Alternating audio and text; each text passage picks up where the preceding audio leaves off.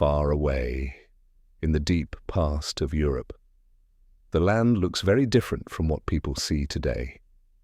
45,000 years ago, this continent rests in the grip of the Ice Age. Glaciers stretch far across the north, pressing down forests, rivers, and valleys. Their weight grinds mountains into sharp ridges and wide plains. The cold creates open steppes where grasses wave in endless winds. Yet, in sheltered valley, pockets of woodland survive, with birch, pine, and hardy oak standing like scattered guardians. This is not a uniform land of ice, but a patchwork of habitats, shaped by climate that swings between warmth and bitter chill. At that moment, sea levels are lower than today. Much water is locked away in ice. Coastlines extend far outward, exposing wide shelves where rivers meet the sea. The continent looks larger, with more space to wander, but also harsher to cross. Wind sweeps across open plains, carrying dust from glacial edges. In summer, grasslands support great herds of horse, bison, and mammoth. In winter, storms bring snow and long months of scarcity. Life here is a rhythm of adaptation, and every creature depends on that rhythm. Among these landscapes, familiar animals move. Woolly rhinoceros graze in valleys. Lions and hyenas roam in search of prey. Brown bears seek caves to rest through the cold. Birds fly in great seasonal arcs, connecting southern and northern land. The mammoth steppe, stretching from France to Siberia, becomes one of the richest ecosystems of the Ice Age, full of life, yet ruled by survival. In such a world, even small changes in climate shift the balance. Glaciers act as slow, grinding architects. They carve fjords in the far north, hollow valleys, and deposit gravel across plains. Rivers flow stronger from melting ice, carving new channels into the earth. These waterways guide animal herds, and later, they guide humans too. Europe, though harsh, is not empty. It holds niches of abundance, waiting for those who know how to use them. For many millennia, one species dominates these lands, the Neanderthals. They adapt to cold, craft tools, and master fire. But now, from the east, a new wave approaches. Homo sapiens begin to step into this continent. The story of their arrival cannot be told without first pausing here to picture the stage they enter, a continent of ice and forests, of wide plains and deep caves, where survival depends on knowledge of the land. Archaeologists piece together this setting from clues buried in earth and ice. Pollen grains trapped in sediments tell what plants grow. Bones of mammoth and horse, found in ancient camps, tell which animals thrive. Ice cores drilled from Greenland reveal temperatures shifting suddenly, sometimes within decades, and these records show that Europe is never stable. Cold spells called stadials sweep across, driving forests back. Warmer interludes called interstadials allow trees to return for brief centuries. Human life unfolds within these swings, always adjusting. One lesser-known detail is how far winds carry dust. Loess deposits, fine layers of wind-blown silt, cover much of Central Europe. These soil, though born from harsh cold, later become fertile ground.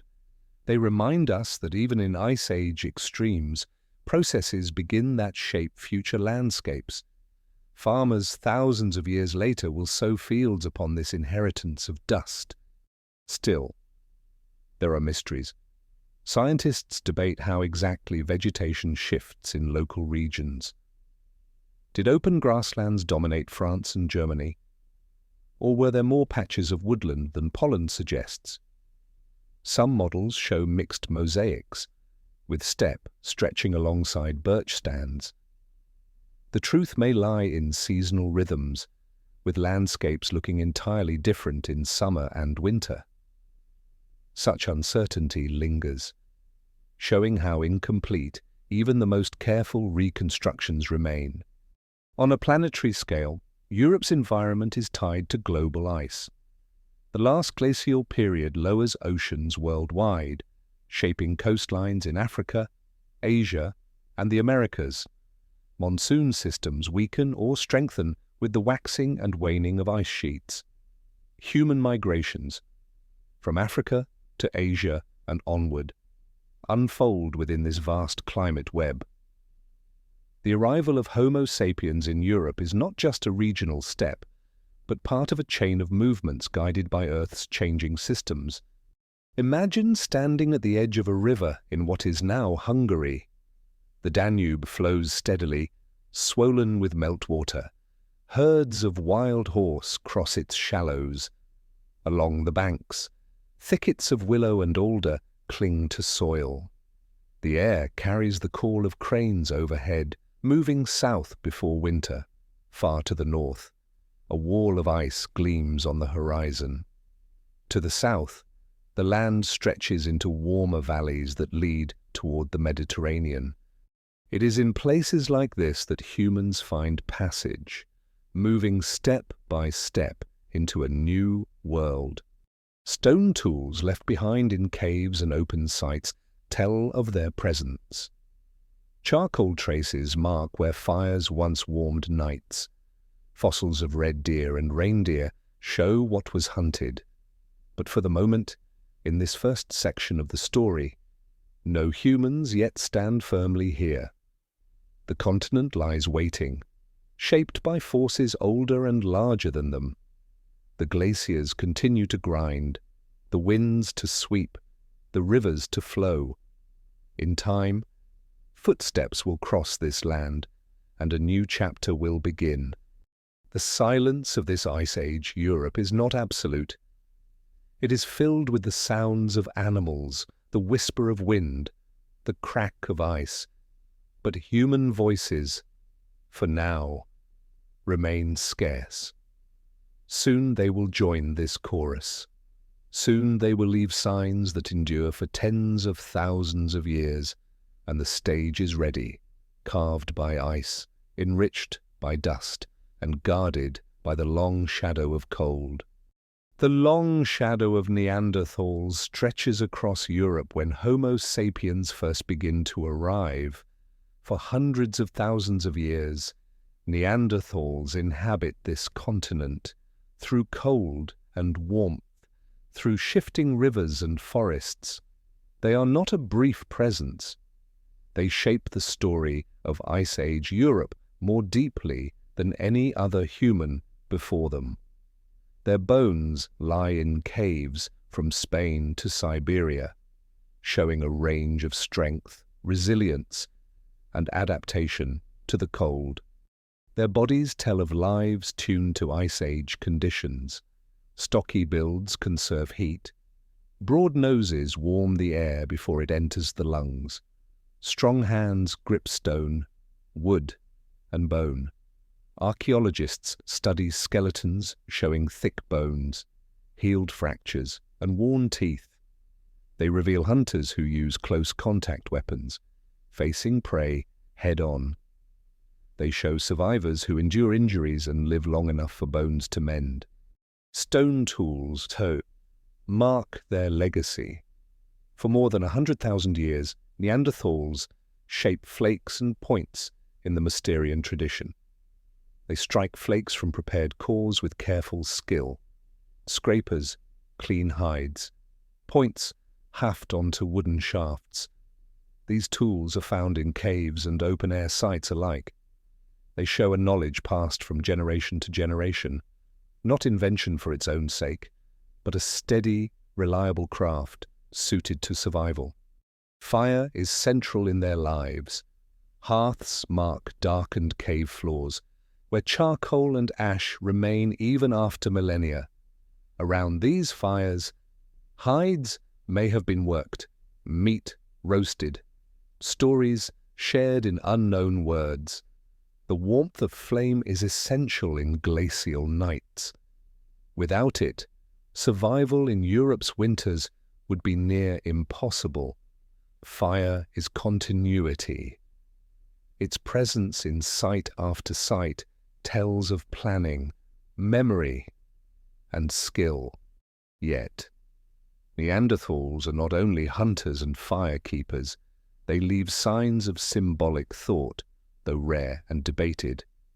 At sites in Spain, cave paintings more than 60,000 years old may be their work. Red dots, lines, and hand stencils pressed against cave walls suggest symbolic expression. At another site, eagle talons show cut mark, perhaps once strung as ornaments.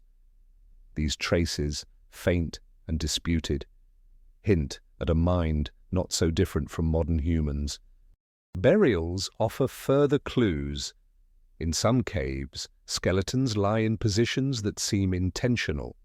Shanidar in Iraq, though outside Europe, shows Neanderthal remains placed with care, possibly with flowers.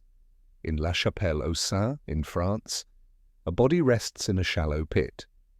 Whether these are true burials or practical disposals is still debated, but they show an awareness of death that goes beyond simple instinct.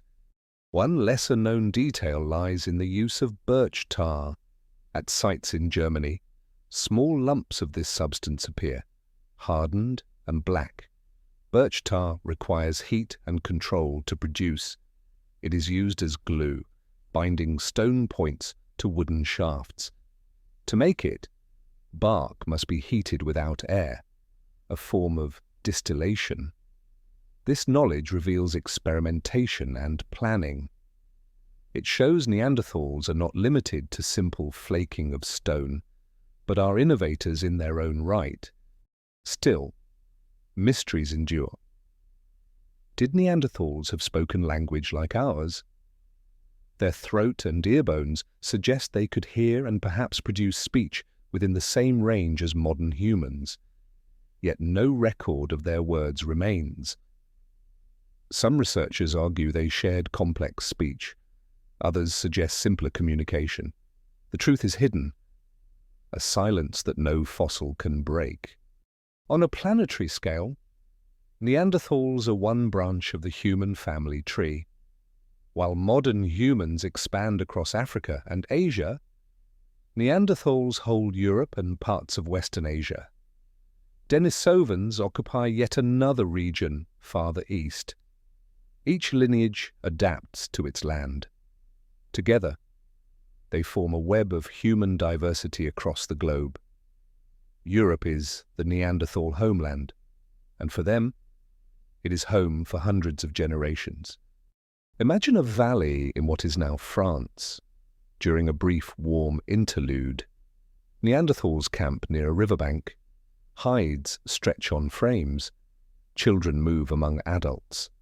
Hunters prepare spears for the next day's hunt. The light of fire glows against limestone walls. Above them, stars shine in cold clarity. It is a scene repeated over tens of thousands of years, leaving only faint echoes in sediments and bones. But survival is never easy. Life expectancy is short, with many dying before reaching 30. Injuries are common, large animals are dangerous, and close-range hunting demands courage. Winters are long, yet the persistence of Neanderthals shows their ability to endure. They thrive in conditions that would challenge even later Homo Sapiens. Their long presence proves their strength. Still, there are limits. Populations are small and scattered. Archaeological evidence suggests groups of perhaps 20 to 50 individuals. Caves provide shelter, but also isolate. With fewer connections across distance, knowledge may spread slowly, and genetic diversity remains low. These factors shape their resilience. but also their vulnerability when new humans arrive. As glaciers expand and contract, Neanderthals move with the land. They adapt to forests in warmer times and to open steppe when cold returns. They track herds of horse, reindeer, and bison. They hunt mammoth, though rarely. They use caves as seasonal bases, sometimes returning again and again. Their lives follow the rhythms of Europe itself. The presence of Neanderthals leaves a deep mark on landscapes. Bones with cut marks show butchery skills. Fire-cracked rocks reveal hearths. Stone flakes lie scattered in layers of sediment.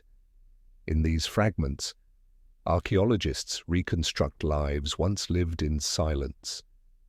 The long shadow of Neanderthals stretches not in myth, but in the quiet record of Earth. And yet, when Homo Sapiens arrive, that shadow begins to shorten. Slowly, over thousands of years, the balance of presence changes. For now, though, in this section of the story, Neanderthals remain the sole humans of Europe. They are skilled, resilient, and deeply adapted to the cold land. Their long legacy prepares the ground for encounters yet to come. The first steps from the east unfold slowly, almost invisibly at first. Around 45,000 years ago, small groups of Homo sapiens begin to enter the vast lands of Europe. They come not in armies, not in waves, but in scattered bands, moving through valleys, across rivers, and along open plains. Each step takes them farther from the familiar lands of Western Asia, into a continent long shaped by Neanderthals and by the rhythms of ice and forest. The route into Europe is guided by geography. The great corridor of the Danube, stretching from the Black Sea basin toward the heart of the continent, becomes one of the main pathways. Its waters flow steadily, fed by snowmelt and glacial streams. The river provides food, fish, and fertile banks. It also creates a natural line of travel, leading humans deep into new lands. Along its tributaries, groups can branch into valleys that will later hold some of the earliest known settlements. Archaeological evidence supports this picture. Sites in Bulgaria, Romania, and Hungary preserve stone tools characteristic of early modern humans. In some caves, ornaments such as pierced animal teeth and shells are found. These are signs not of Neanderthal craft, but of newcomers with different traditions. Yet the exact pace of this movement remains uncertain. Were they quick migrations of hundreds of kilometers or slow expansions over generations? The ground holds fragments, but the story is still incomplete. Climate plays its role as well. During this time, Europe is in a relatively mild interstadial, a warmer spell between colder stages. Forests expand in valleys, and grasslands remain open on higher ground.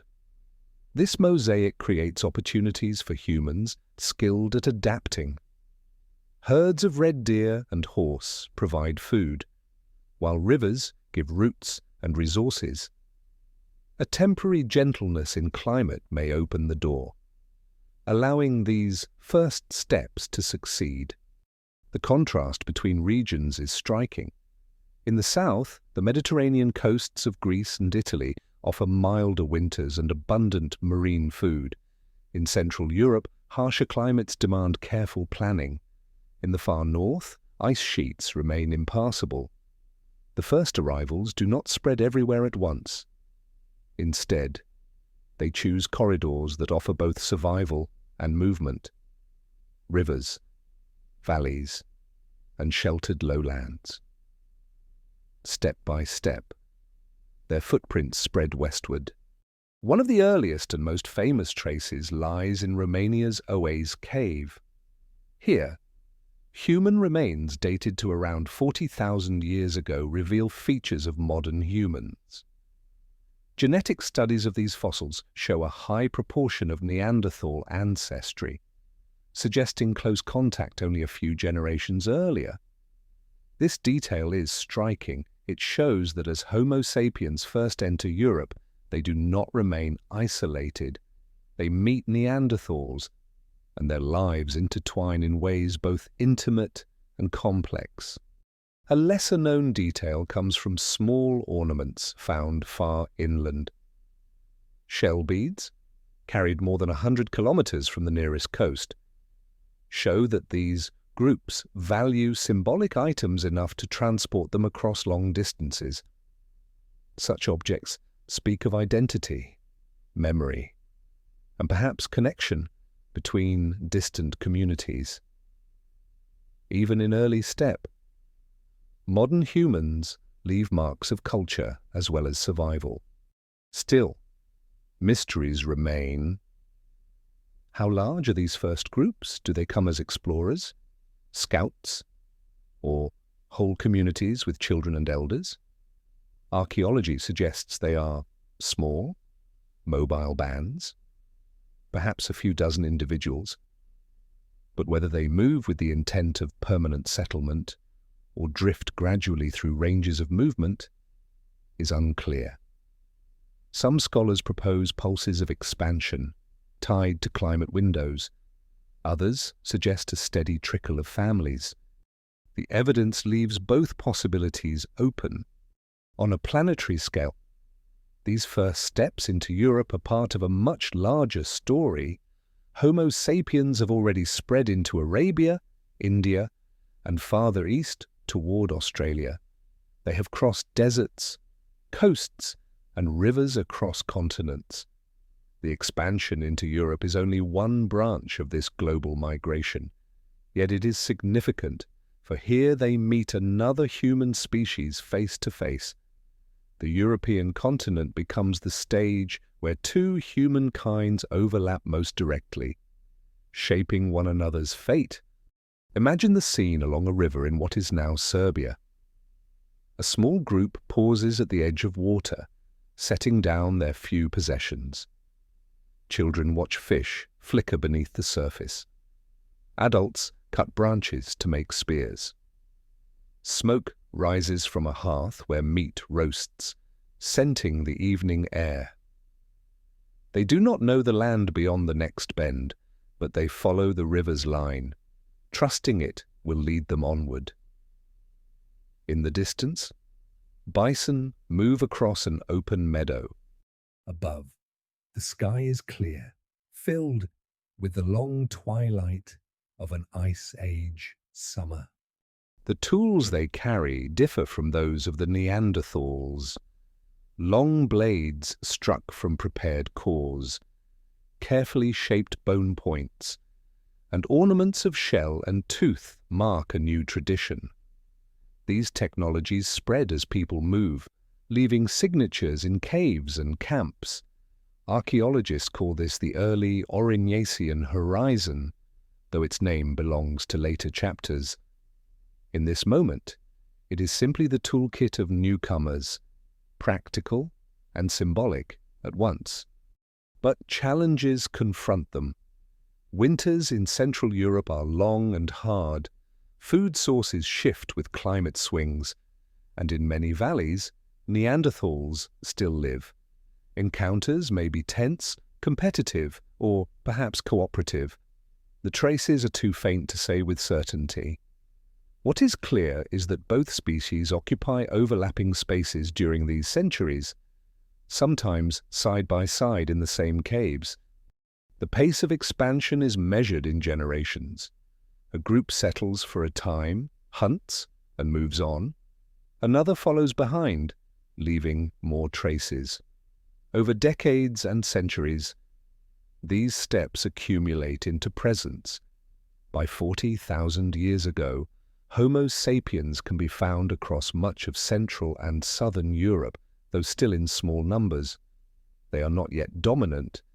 They are participants in a shared continent, testing its possibilities.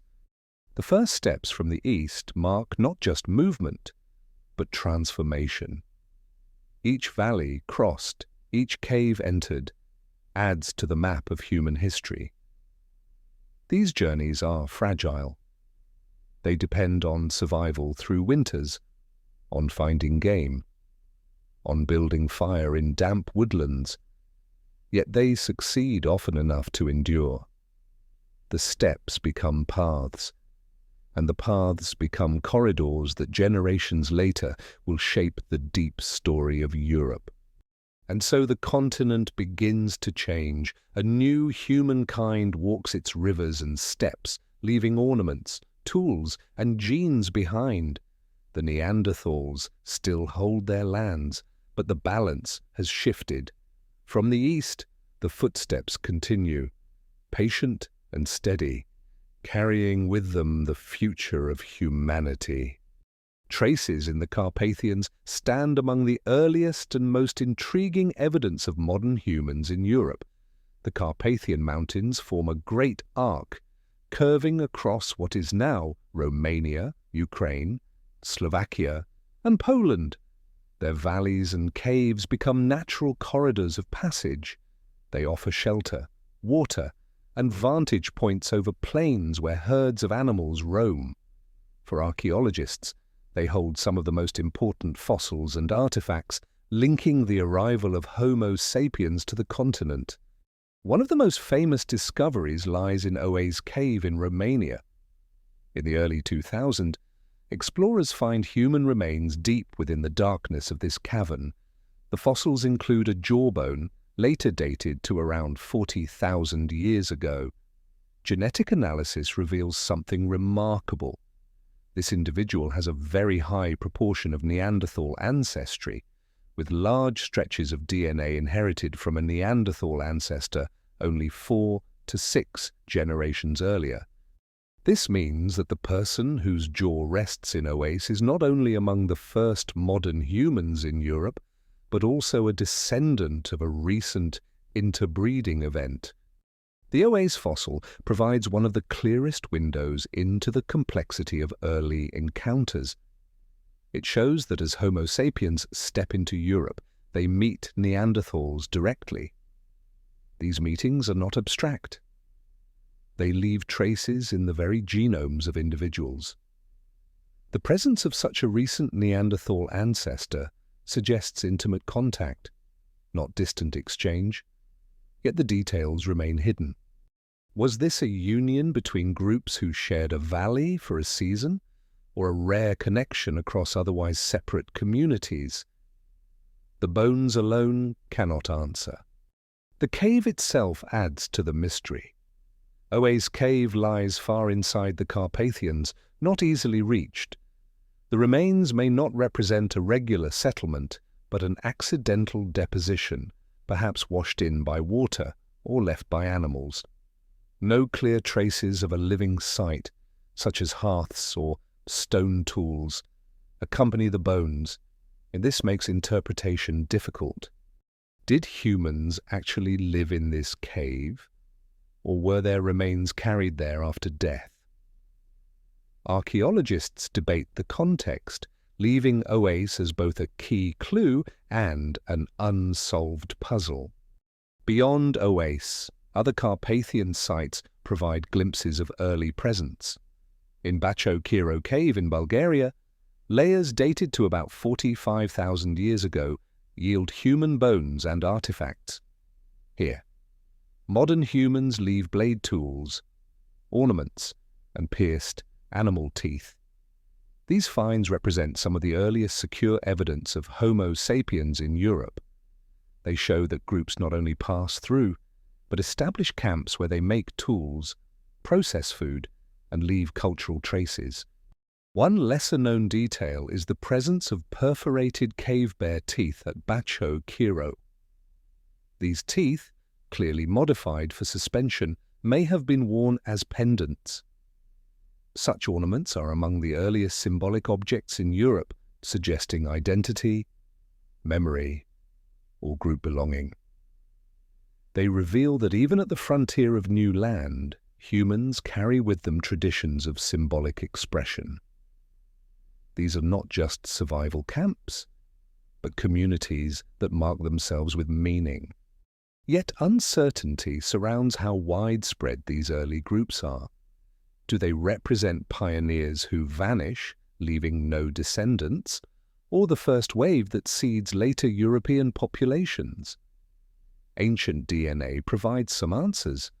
Fossils from Bachokiro show connections to later populations in Asia, but not direct ancestry to most later Europeans. This suggests that some of the earliest modern human groups in Europe do not endure, or are later replaced by others. Migration is not a single line, but a series of pulses, some fading, others continuing. On a planetary scale, these Carpathian traces highlight how interconnected human history is. At the same time that groups move into Europe, others move into Southeast Asia, Australia, and Siberia. The world of Homo sapiens expands rapidly. Each group faces different challenges: deserts, coasts, ice sheets, or high mountains. The Carpathians are one chapter of this expansion, significant for being the threshold into Europe's core. Picture a valley at the foot of the Carpathians, 45,000 years ago. The river glitters with meltwater from high ridges. Herds of red deer graze among birch groves. A small group of humans gathers near a fire. Children play with fragments of bone. Adults sharpen blades struck from long cores. One woman threads an animal tooth with sinew, creating an ornament to wear. The smoke rises into evening air, carrying scents of roasted meat and resin. Far above, limestone cliffs shelter caves where bears hibernate through the winter. In this place, survival and symbolism weave together. The presence of both modern humans and Neanderthals in this region raises questions of interaction. Did they compete for the same caves? Did they trade, share, or fight? Archaeological evidence shows overlapping occupations, but not the details of encounters. Some layers reveal Neanderthal tools below, modern human blades above, suggesting succession. Yet there may have been seasons when both species used the same valleys, perhaps without ever meeting directly. The scale of time blurs into uncertainty.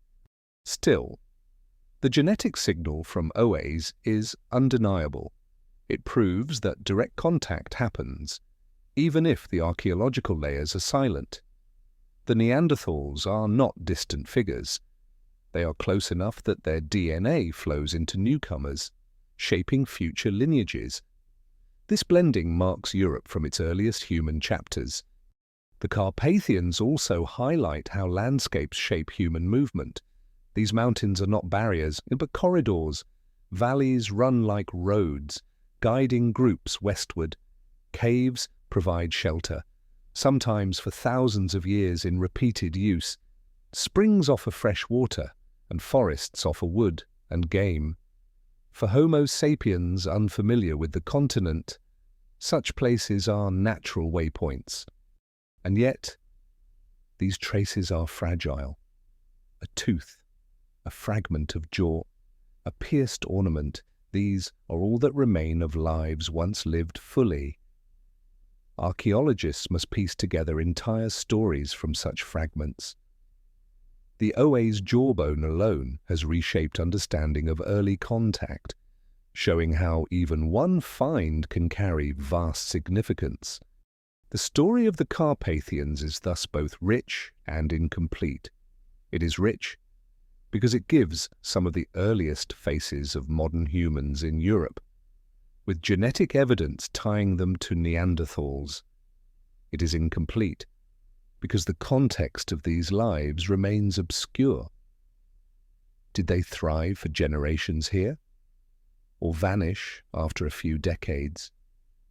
Did they connect with wider network, or remain isolated pioneers? The land keeps its silence.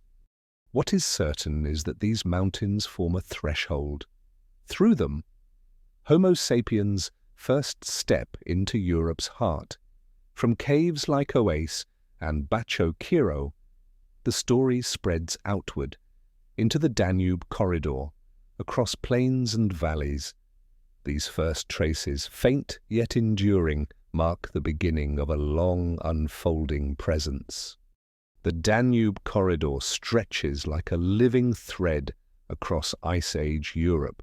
From its source in the Black Forest, the river winds eastward for thousands of kilometers until it empties into the Black Sea. Along its middle course, between today's Hungary, Serbia, and Austria, it forms valleys and plains that act as a natural passage into the continent. For early Homo sapiens moving westward, this river is more than a line of water. It is a guide, a source, and a corridor into the unknown. The geography of the Danube offers advantages that few other routes provide. Its valleys cut through the Carpathians, opening paths into Central Europe. Along its banks, fertile soils provide plant food, while herds of horse, bison, and deer graze in open meadows. The river itself yields fish and fresh water. For groups dependent on mobility, such resources are crucial. Camps placed near the Danube allow access to both plains and forests, to game and fuel, to transport and protection. Archaeologists have long recognized the Danube's role. Sites such as Willendorf in Austria, Krems on the Middle Danube, and many caves along tributaries reveal layers of occupation from the first modern humans. These places contain stone tools of the early Aurignacian tradition, ornaments, and sometimes traces of art. The clustering of sites suggests that the Danube is not simply a crossing point, but a true artery of migration and settlement. One of the most striking finds comes from Willendorf, famous for the later discovery of the Venus figurine. In its earliest layer, dated to more than 40,000 years ago, archaeologists uncover stone blades and animal bones that testify to repeated human presence. These tools are distinct from Neanderthal Mousterian technology. They show the arrival of new methods. Blades struck from prepared cores, long and thin, efficient for cutting and shaping. Such finds confirm that the Danube acts as one of the first highways for Homo sapiens into Central Europe. But the Danube is more than archaeology. It is a living environment that shapes migration itself. Ice Age climates fluctuate, and the river reflects those changes. During colder stadials, water levels drop, exposing wide terraces. During warmer interstadials, forests creep closer to its banks. Groups following the river adapt to each swing. They may find open steppe with abundant game in one generation, and dense woodland in the next. The corridor is never static, it demands flexibility. A lesser-known detail is that the Danube's valley preserves one of the richest records of loess deposits in Europe. These fine, wind-blown silts, laid down during glacial phases, hold fossils, pollen, and artifacts. They act like natural archives, recording both climate shifts and human activity. Archaeologists digging into these layers read not only human history, but also the environmental backdrop that guided it. The very soil along the Danube becomes a witness to migration. Still, mysteries remain. Did Homo sapiens use the Danube as a deliberate route, consciously following the river? Or did they move more diffusely, with the corridor only coincidentally marking their path? Some researchers argue that the Danube acted as a true migration highway, channeling populations westward. Others suggest that rivers were simply natural features encountered along the way. The evidence cannot yet decide. What is clear, however, is that the majority of the earliest modern human sites cluster near its course. On a planetary scale, But the Danube corridor reflects a larger truth. Humans often move along waterways. From the Nile in Africa to the Ganges in India, rivers shape migration and settlement. They offer both resources and orientation. In Ice Age Europe, the Danube plays this role, linking the east to the west. It is part of the network of rivers such as the Rhine, the Loire, and the Elbe that guide human presence across the continent. Picture a scene along the Danube 45,000 years ago. The river runs broad and slow, its surface reflecting pale winter light. On one bank, a group of humans prepares camp. They set up near a stand of birch trees, cutting branches for fuel. Meat from a horse hunt roasts over a fire, sending smoke into the evening air. A few children thread small shells onto sinew cords, ornaments carried far from the sea. Across the water, herds of bison graze, their breath rising in cold clouds. The river murmurs constantly, a sound that guides them through valleys and seasons. Such camps leave faint traces in the archaeological record: flint blades, burned bones, charcoal stains in soil. Over time, layers build, revealing repeated use of the same places. This suggests that groups do not wander aimlessly, but return to familiar locations, guided by memory of resources and shelter. The Danube becomes not only a corridor of movement, but a chain of landmarks, each site a reminder of where to find safety and food. Encounters with Neanderthals may also occur along this corridor. Some caves show alternating occupations, Masterian tools in one layer, Aurignacian blades in the next. This pattern suggests succession, perhaps replacement. Yet whether encounters involve conflict, avoidance, or occasional contact remains unclear. The Danube may be both a boundary and a meeting ground, where two human species share landscapes for a time. The cultural marks left here are profound. Ornaments, such as pierced teeth and ivory beads, appear in the early sites.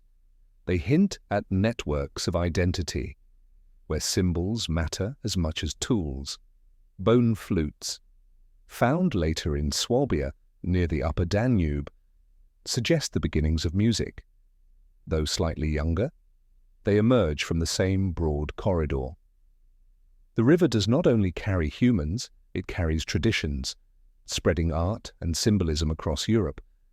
The corridor also links regions together.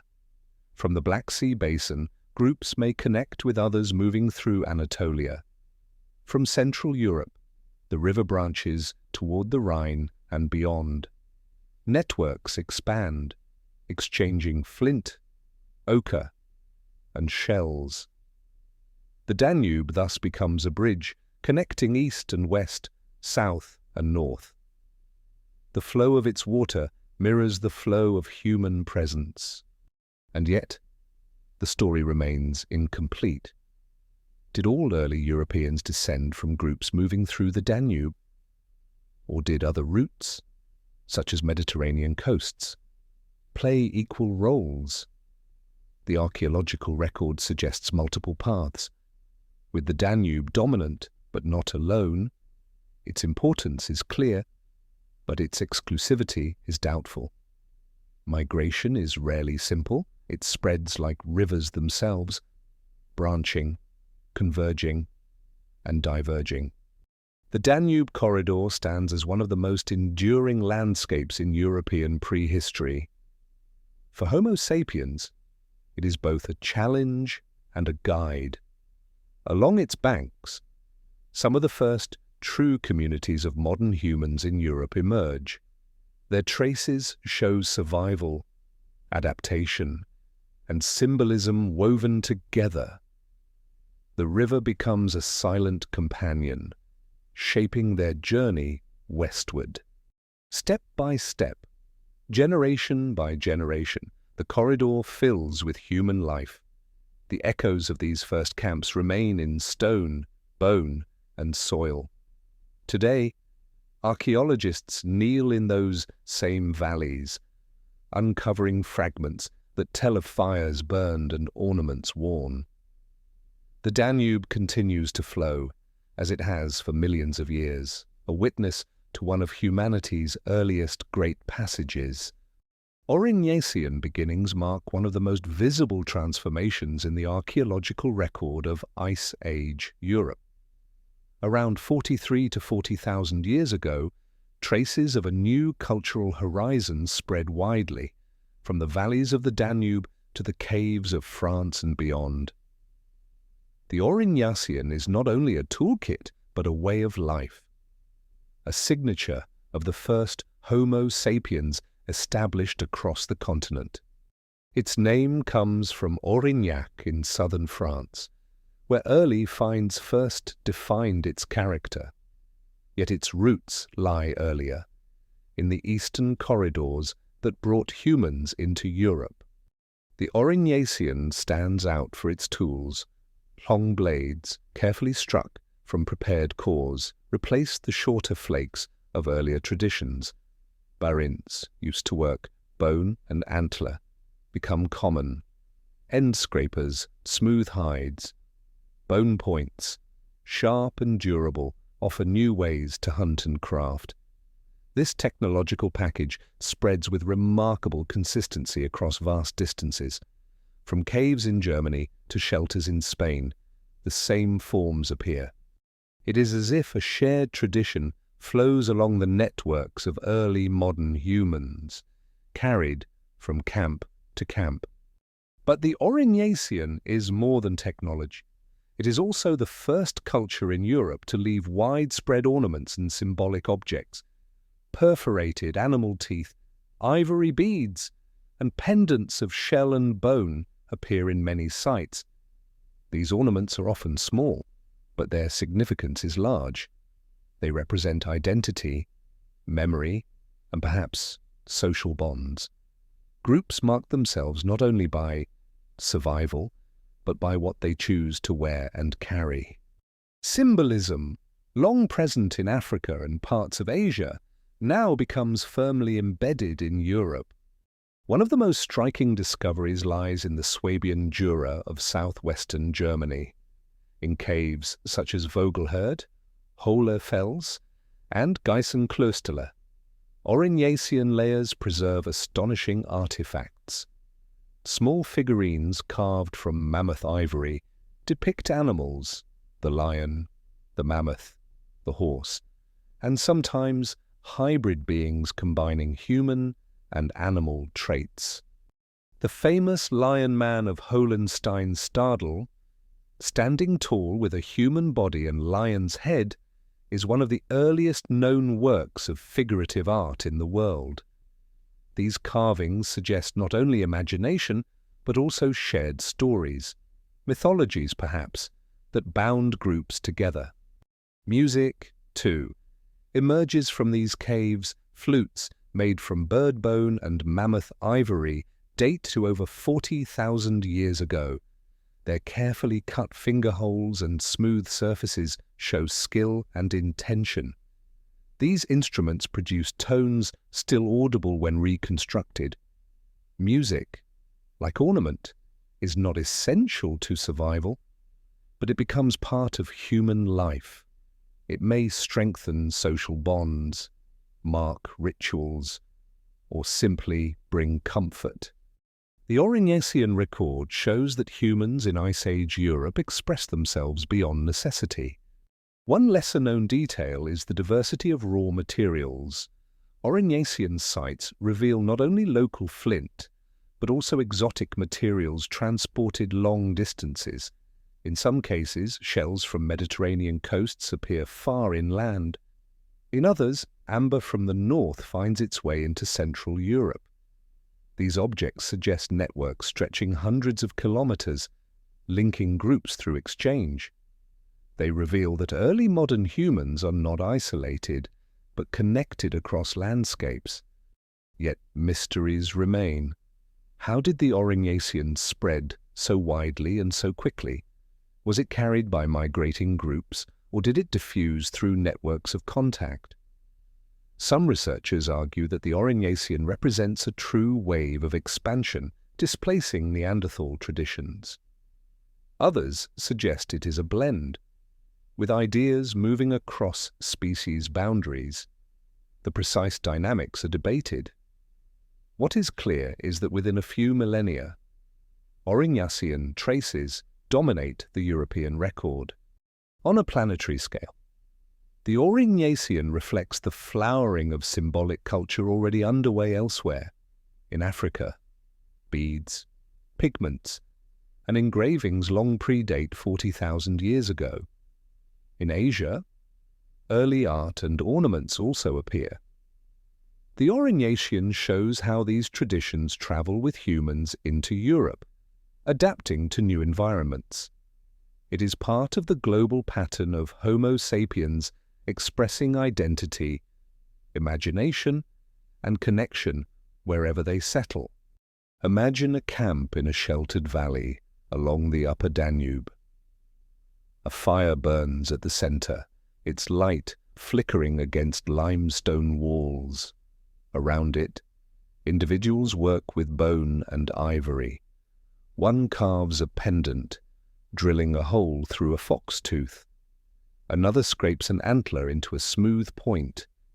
In the corner, a child hums while blowing softly into a flute made from a bird bone, producing thin, wavering notes. Shadows dance across the walls, perhaps reminding listeners of stories told by elders. In this scene, survival and symbolism blend into daily life. The Aurignacian also brings new strategies for hunting. Long blades hafted into composite tools increase efficiency. Bone points allow for more effective piercing of hides. These advances matter in Ice Age landscapes, where large game are both abundant and dangerous. Reindeer, horse, bison, and mammoth provide meat, hides, and bone, but hunting them requires skill and cooperation. Aurignacian technology reflects adaptation to this challenge. Some caves reveal layers of repeated occupation, with hearths, tools, and ornaments accumulating over centuries. The rhythm of return suggests that groups move seasonally, following herds and cycles of resources, yet they come back to familiar shelters, creating continuity across generations. In these layers, archaeologists read the pulse of life, fire after fire, season after season, year after year. Still, not everything is known. Did Neanderthals witness Aurignacian art and ornaments? Did they adopt some of these traditions, or did they vanish before such encounters? The overlap in time leaves open the possibility of cultural exchange. Some sites suggest Neanderthals may have created ornaments late in their history, perhaps influenced by contact, but the evidence is thin, leaving the question unresolved. On the grand scale, the Aurignacian marks a turning point. Europe is no longer a continent of a single human species. It is now a land where Homo sapiens establish themselves with art, ornaments, and music. Their presence leaves enduring marks in caves and sediments. For the first time, symbolic culture becomes widespread across the continent. The beginnings of the Aurignacian are therefore more than an archaeological phase. They represent the dawn of a new way of being human in Europe, with blades, ornaments, carvings, and flutes. These early groups signal their presence not only in survival, but in creativity. They carry traditions from afar, adapt them to new lands, and leave traces that still resonate tens of thousands of years later. The Danube corridor, the Carpathian caves, and the plains of Central Europe all contribute to this unfolding story.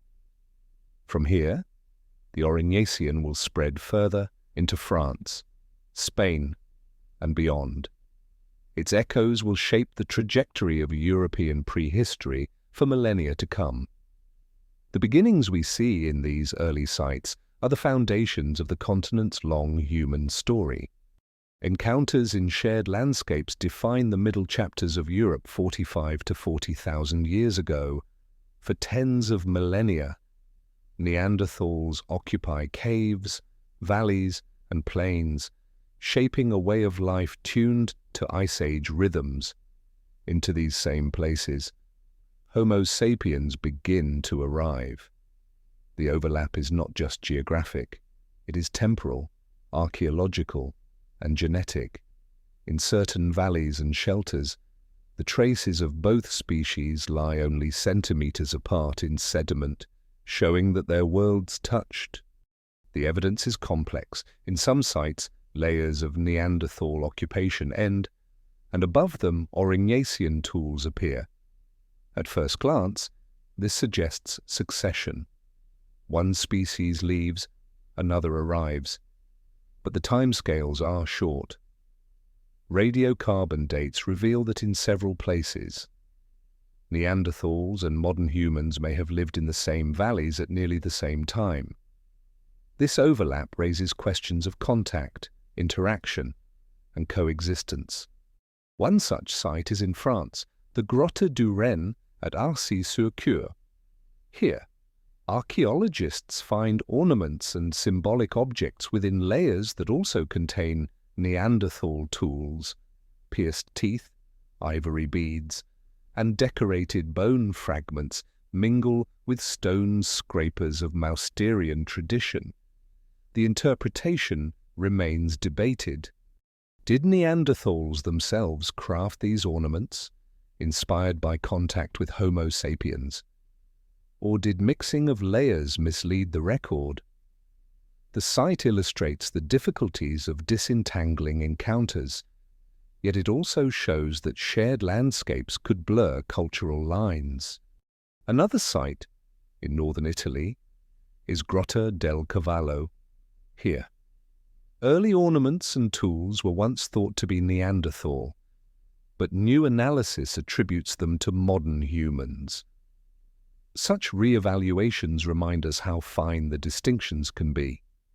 When two human species leave similar traces in the same regions, separating them requires careful, often uncertain study. Still, these sites underline the fact that both groups occupied overlapping territories during critical centuries.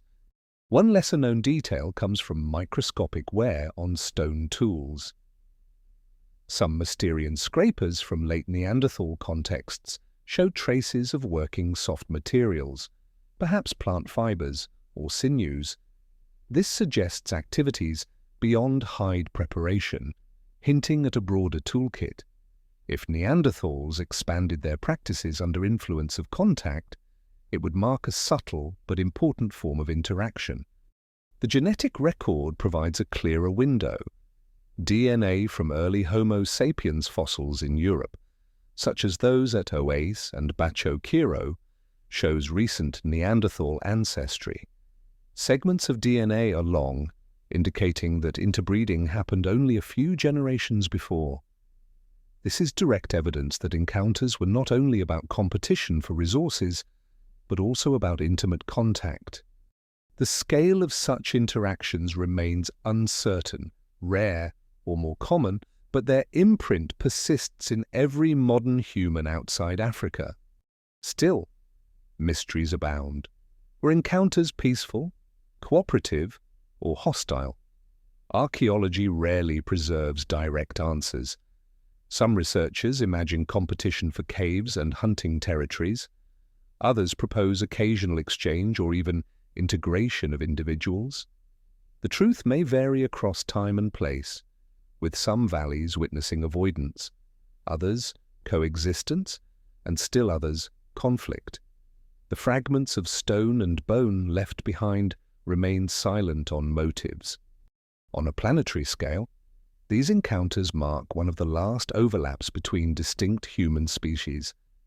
By 40,000 years ago, Homo sapiens have spread across most continents, while other lineages, Denisovans in Asia, Neanderthals in Europe, dwindle, Europe becomes the stage where two species meet most directly, shaping each other's legacy. The result is not only replacement, but blending. The genetic echoes of Neanderthals continue in modern genomes, while their cultural influence may ripple through the earliest symbolic traditions of Europe. Imagine a valley in what is now southwestern France. A limestone cliff rises above a small river. At its base, two caves open into darkness. In one season, Neanderthals occupy one cave, lighting fires, flaking stone scrapers, and storing meat from a red deer hunt. The next season, modern humans set camp in the neighboring cave, shaping long blades, threading ornaments, and playing notes on a flute. Perhaps the groups are aware of each other. Smoke drifting in the valley air may reveal another fire nearby. Whether they avoid or approach each other, the land holds both presences at once. The archaeological record in such valleys shows alternating layers, sometimes separated by only decades. For archaeologists, these layers are like faint footprints in sediment, showing movement but not direction. The closeness of dates makes it possible that members of both species saw the same landscapes, crossed the same rivers, or even observed each other at a distance. Encounters also raise questions of knowledge transfer. Did Neanderthals learn from Homo sapiens how to create ornaments? Or did they develop symbolic practices independently? Did modern humans observe Neanderthal strategies for winter survival in forests? The exchange of ideas, if it happened, would leave few visible mark. Yet similarities in late Neanderthal and early modern human artifacts suggest at least the possibility. A lesser-known site, Châtel-Perron in France, yields artifacts that combine Mousterian stone tools with ornaments and blades more typical of Homo sapiens. This culture, called the Châtel-Perronian, may represent Neanderthals adopting new ideas, or it may reflect mixing of archaeological layers. Either way, it highlights the blurred boundary between species in shared landscapes. On a larger scale, shared use of caves shows that both species valued the same resources. Caves offer stable temperatures, protection from weather, and proximity to water and game. They also preserve fire and sound. The fact that Neanderthals and Homo sapiens returned to the same caves underscores the universality of certain human needs. These shelters become silent witnesses of encounters, layered with hearths from different hands. Climate, too, influences encounters. During brief warm spells, populations may expand, increasing contact. During harsh cold phases, scarcity may force groups into closer proximity, raising tension. Climate thus acts as an unseen participant in these meetings, pushing humans together or apart. The Danube corridor, the Pyrenean valleys, the Italian coasts all become theatres shaped by both human decision and planetary shifts. The long view shows that encounters in shared landscapes were transitional. For a few thousand years, two human species lived side by side in Europe. Then, gradually, Neanderthals vanish. Their disappearance remains debated, tied to climate stress, low population, and competition. But before that final chapter, the shared landscapes of Europe hosted moments of overlap, where two kinds of human walked the same ground.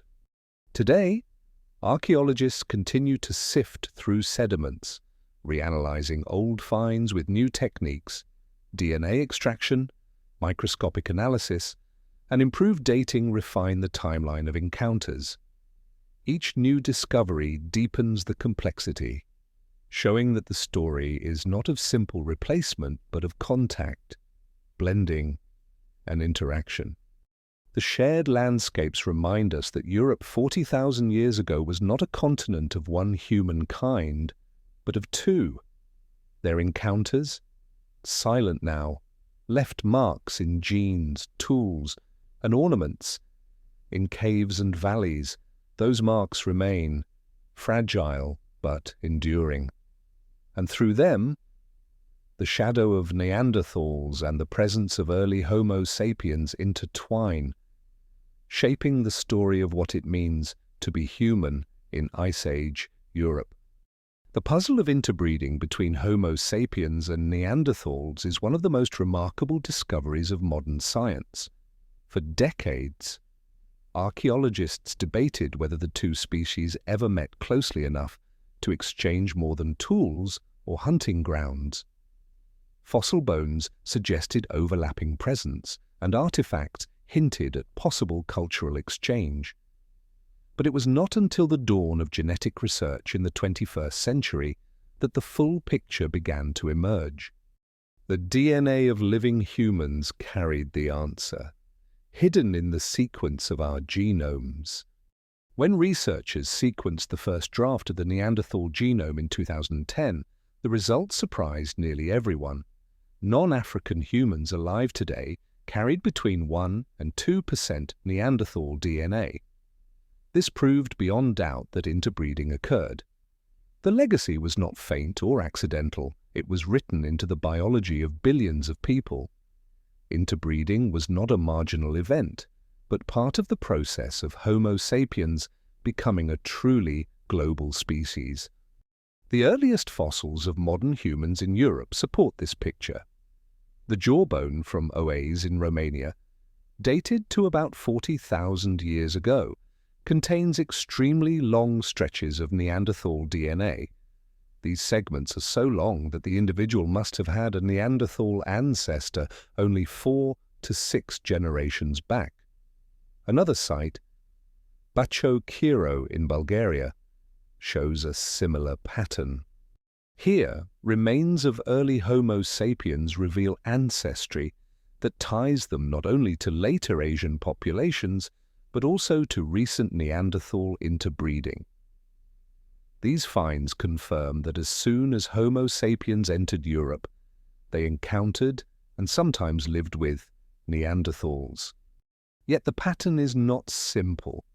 Not all early Europeans left descendants that survive today.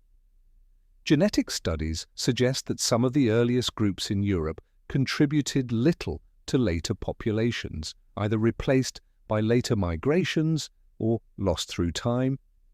But their DNA still reveals moments of contact, showing that interbreeding was not rare. It happened in multiple regions, in multiple generations.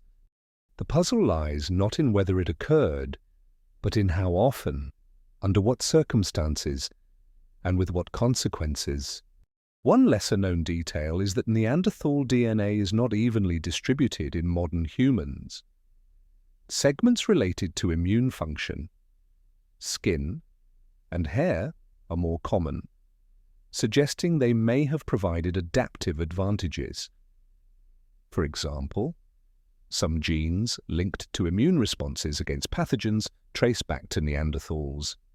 In Ice Age Europe, where Homo sapiens faced new diseases and climates, these inherited genes may have helped survival. On the other hand, certain Neanderthal segments are absent, suggesting that they were harmful and selected against. Interbreeding was thus not only about blending, but also about natural selection acting on the mixture. Still, many mysteries remain. How frequent were these encounters? Did they involve full integration of individuals into groups, or occasional unions at the edges of territories? Were they cooperative, consensual, or driven by circumstances of conflict and scarcity? Archaeology offers little direct evidence. Bones and tools cannot speak of social relationships. Genetics reveals that it happened, but not the lived context of how. This silence keeps the puzzle unsolved. On a planetary scale, the blending of humans and Neanderthals is not unique. Homo sapiens also interbred with Denisovans in Asia, leaving traces in modern populations of Oceania and parts of Asia. The human story is not one of isolated branches, but of contact and fusion. Different lineages meet, exchange genes, and then continue. Europe represents one chapter in this global pattern, where the Neanderthal legacy enters the ancestry of nearly all people outside Africa. Picture an Ice Age valley in Central Europe, a group of Homo Sapiens camps near a limestone cave. Across the ridge, a small band of Neanderthals shelters by another fire. Days and seasons pass, and eventually paths cross. Perhaps it happens during a hunt, when both groups follow the same herd of reindeer. Perhaps it happens when one group moves into a cave recently left by the other, leaving behind traces of occupation.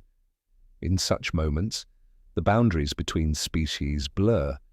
For a time, individuals cross those lines, leaving descendants who carry mixed heritage. Archaeological layers sometimes suggest this overlap. At sites with alternating occupations, Neanderthal tools and Homo sapiens ornaments lie close together. The precise sequence is difficult to unravel, but the proximity indicates contact. Even if we cannot see the details, the genetic record proves that encounters extended beyond brief exchanges. They were significant enough to leave lasting biological footprints. Another lesser-known observation is that interbreeding did not occur evenly across all Homo sapiens groups. African populations today carry little to no Neanderthal DNA because the events happened after modern humans left Africa. Within Europe and Asia, the amount varies, suggesting multiple episodes. Some early migrants into Europe interbred, but later arrivals from different regions may have carried different amounts. This patchwork reflects the complexity of human movement and mixture. The puzzle also includes timing. When exactly did the majority of interbreeding occur? Some evidence points to the Middle East, around 60,000 years ago, before humans entered Europe. Other evidence, such as the Oase fossil, shows later encounters within Europe itself. It is likely that interbreeding occurred in several waves, both before and after entry into Europe. This complicates the story, but also enriches it, showing that contact was not a single event, but a recurring pattern. On the scale of climate and landscape, interbreeding is shaped by opportunity. During warmer interstadials, populations expand and overlap more frequently. Valleys and river corridors bring groups into closer proximity. During colder stadials, isolation may increase, limiting encounters. Climate thus influences not only where people live, but also who they meet, shaping the very fabric of human ancestry. The significance of this blending goes beyond genetic. It reshapes how we understand species boundaries. For much of the 20th century, Neanderthals were seen as entirely separate, even inferior. The genetic evidence shows that they are part of our lineage, contributing traits still present today. The puzzle of interbreeding dissolves the line between them and us. It reveals a shared humanity across different branches, united not only by contact, but by integration. Still, questions linger about how these mixed groups lived. Did individuals with recent Neanderthal ancestry occupy unique roles in their communities? Did they face acceptance, indifference, or tension? The archaeological record remains mute. Only the scattered bones and genomes hint at lives lived in complexity. The absence of direct answers keeps the puzzle alive for researchers. As archaeologists and geneticists continue to refine techniques, more details may emerge. Each new fossil tested for DNA adds to the mosaic.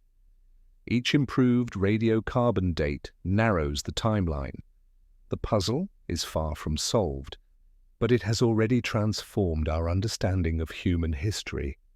The puzzle of interbreeding shows that the story of Homo sapiens in Europe is not one of simple replacement. It is a story of contact, blending, and shared ancestry. The genes of Neanderthals, once thought extinct, live on in us. Their presence in our cells is a reminder of encounters in Ice Age valleys, of shared fires and overlapping lives. Europe becomes not just the land where Homo sapiens arrive, but also the land where humanity itself becomes more complex, carrying forward the legacy of more than one species. Symbols of identity begin to appear widely in Europe soon after the arrival of Homo sapiens. They are small in size and yet vast in significance: pierced shells, animal teeth worn as pendants, beads carved from ivory, and traces of pigment all point toward a world where survival alone is not enough. Humans mark themselves and their communities with symbols that endure. These objects are among the clearest signs that a new kind of culture has taken root across Ice Age landscapes. Archaeologists uncover these ornaments in caves and open sites across the continent. At Bačko Kiro in Bulgaria, pierced teeth and beads appear in some of the earliest layers linked to modern humans. At sites in France and Germany, ivory beads, bone pendants, and ochre traces accumulate in Aurignacian levels. These ornaments are not random. They are shaped, drilled, smoothed, and sometimes carried great distances. Their presence reveals intention. Humans invest time and skill in creating objects that hold meaning beyond practical use. One of the most famous discoveries comes from Vogelherd Cave in Germany. Small figurines and beads made of mammoth ivory are found here, carved with precision and care. Some depict animals, others are abstract. The ivory itself comes from mammoth tusks, demanding not only technical skill but also planning to obtain and shape. Such objects could serve as markers of group identity, tokens of memory, or offerings in ritual. Whatever their role, they signal that symbolic life is firmly established. Color also plays a role. Fragments of ochre, red and yellow, appear at many Aurignacian sites. Sometimes the pigment is ground smooth, suggesting deliberate preparation. Ochre may have been used to paint bodies, objects, or even cave walls. Its presence alongside ornaments suggests that humans use color to enhance symbols of belonging. Painted skin or decorated pendants could signal membership, status, or shared stories. One lesser-known detail is the discovery of beads made from perforated shells found far inland, hundreds of kilometers from the sea.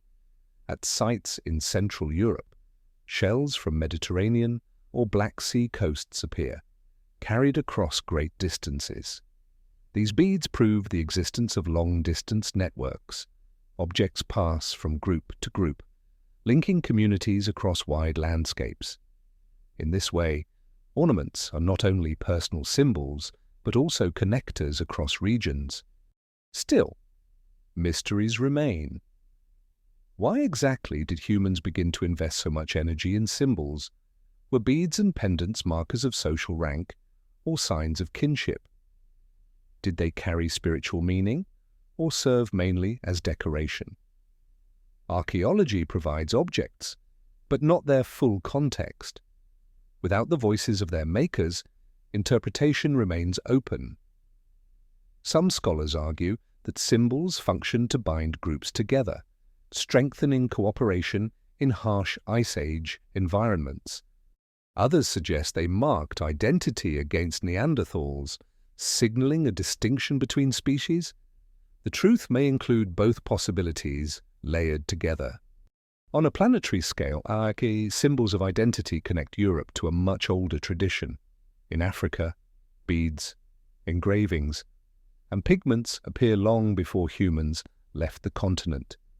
In Blombos Cave in South Africa, engraved ochre pieces date back 70,000 years. These show that symbolic thought is not new in Europe, but carried by Homo sapiens as part of their shared heritage. What happens in Europe is the expansion of this symbolic tradition into new lands, adapted to local resources such as ivory and cave spaces. Imagine a camp in a valley of southern France 40,000 years ago. The firelight flickers as a group gathers after a day of hunting. Around the flames, adults and children handle small objects. One person threads a string of beads carved from fox teeth. Another grinds ochre into powder, rubbing it onto skin. The pendants catch the fire's glow, turning teeth and ivory into shining markers of presence. For these people, survival is not only about meat and hides, but also about carrying symbols that speak of who they are. Symbols also extend into caves. In sites such as Chauvet, painted walls reveal animals rendered with skill and detail. Though some of these paintings date slightly later, they grow from the symbolic tradition already present in ornaments and pigments.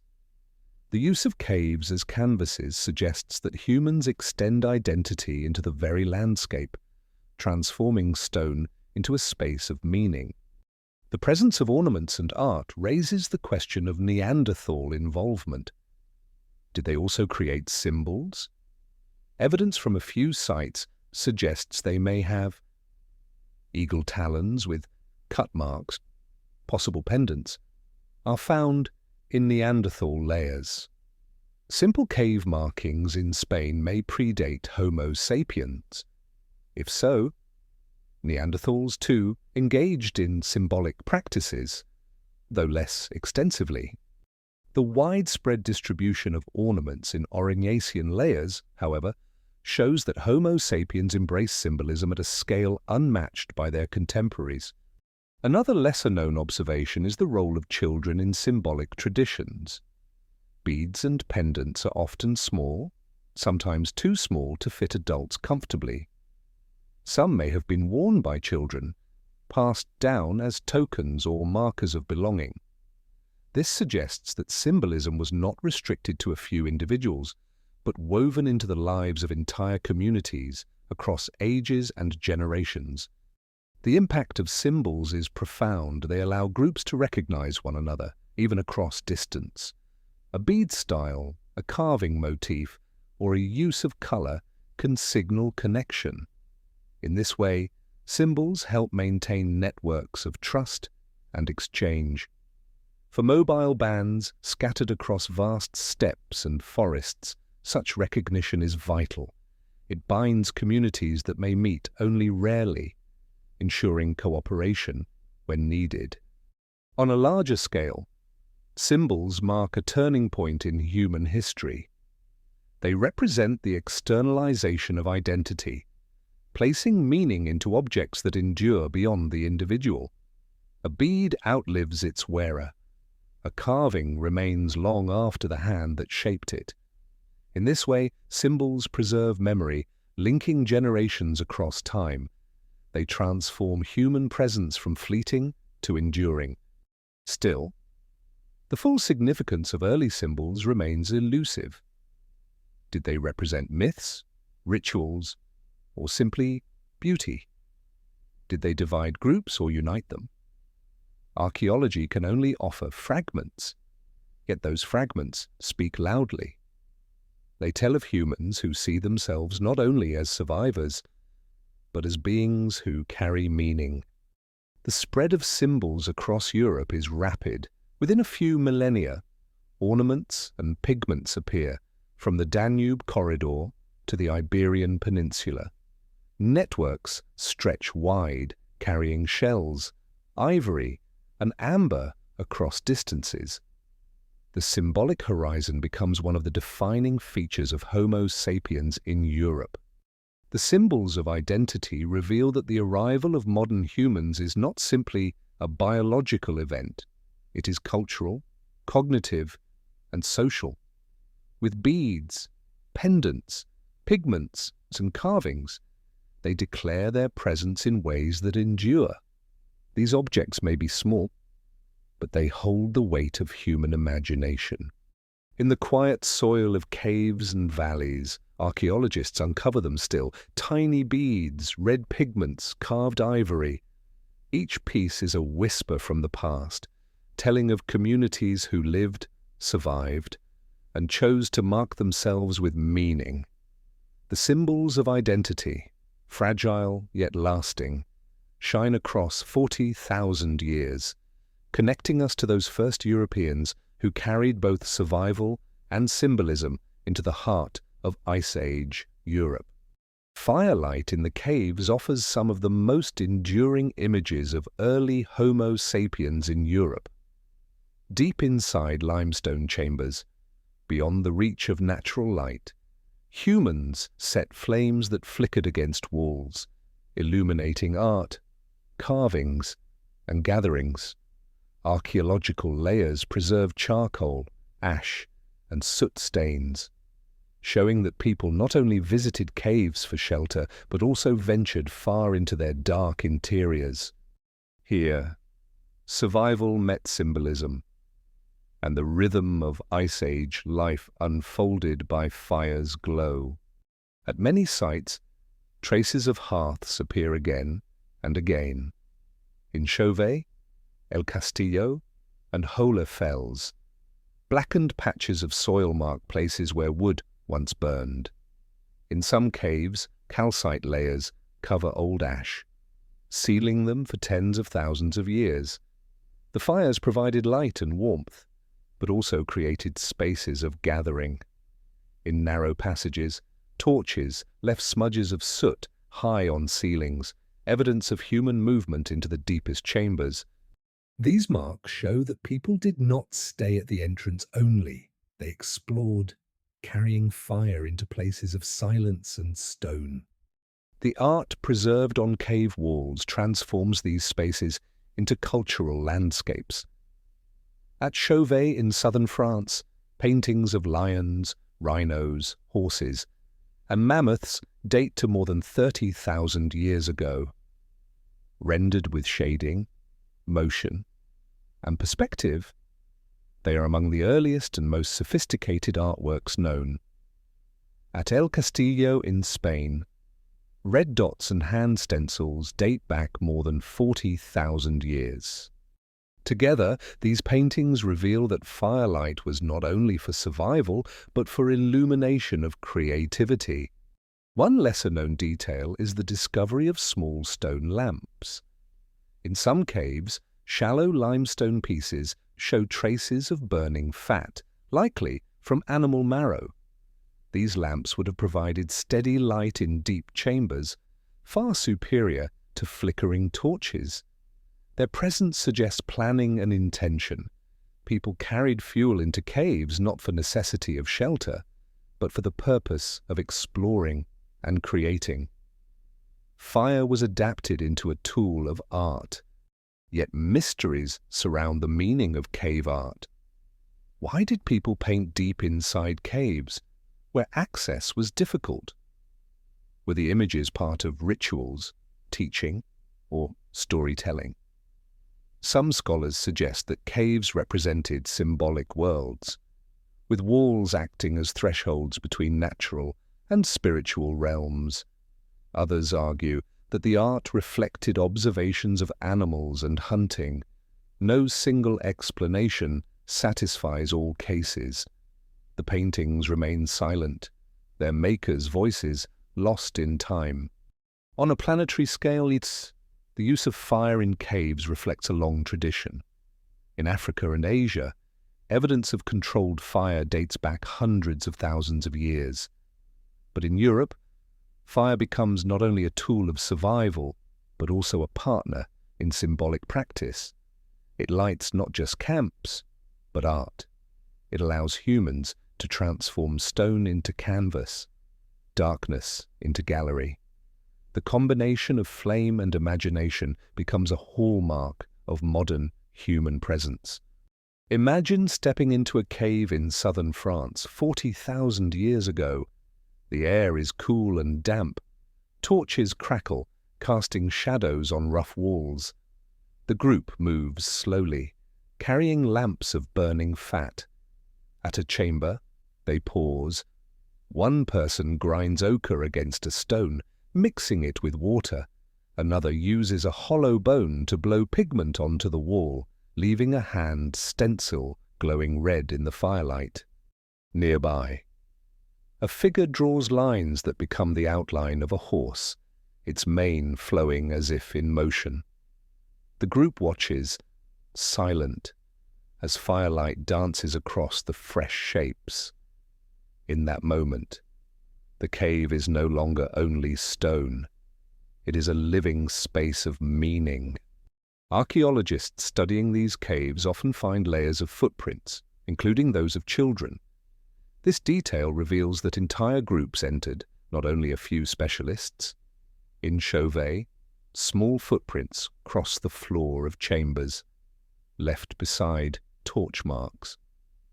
These traces suggest that children were part of these journeys, perhaps participating in rituals or simply sharing in the experience. Firelight thus gathered communities, linking generations in shared acts of creation. The connection between fire and sound also matters. Caves amplify echoes.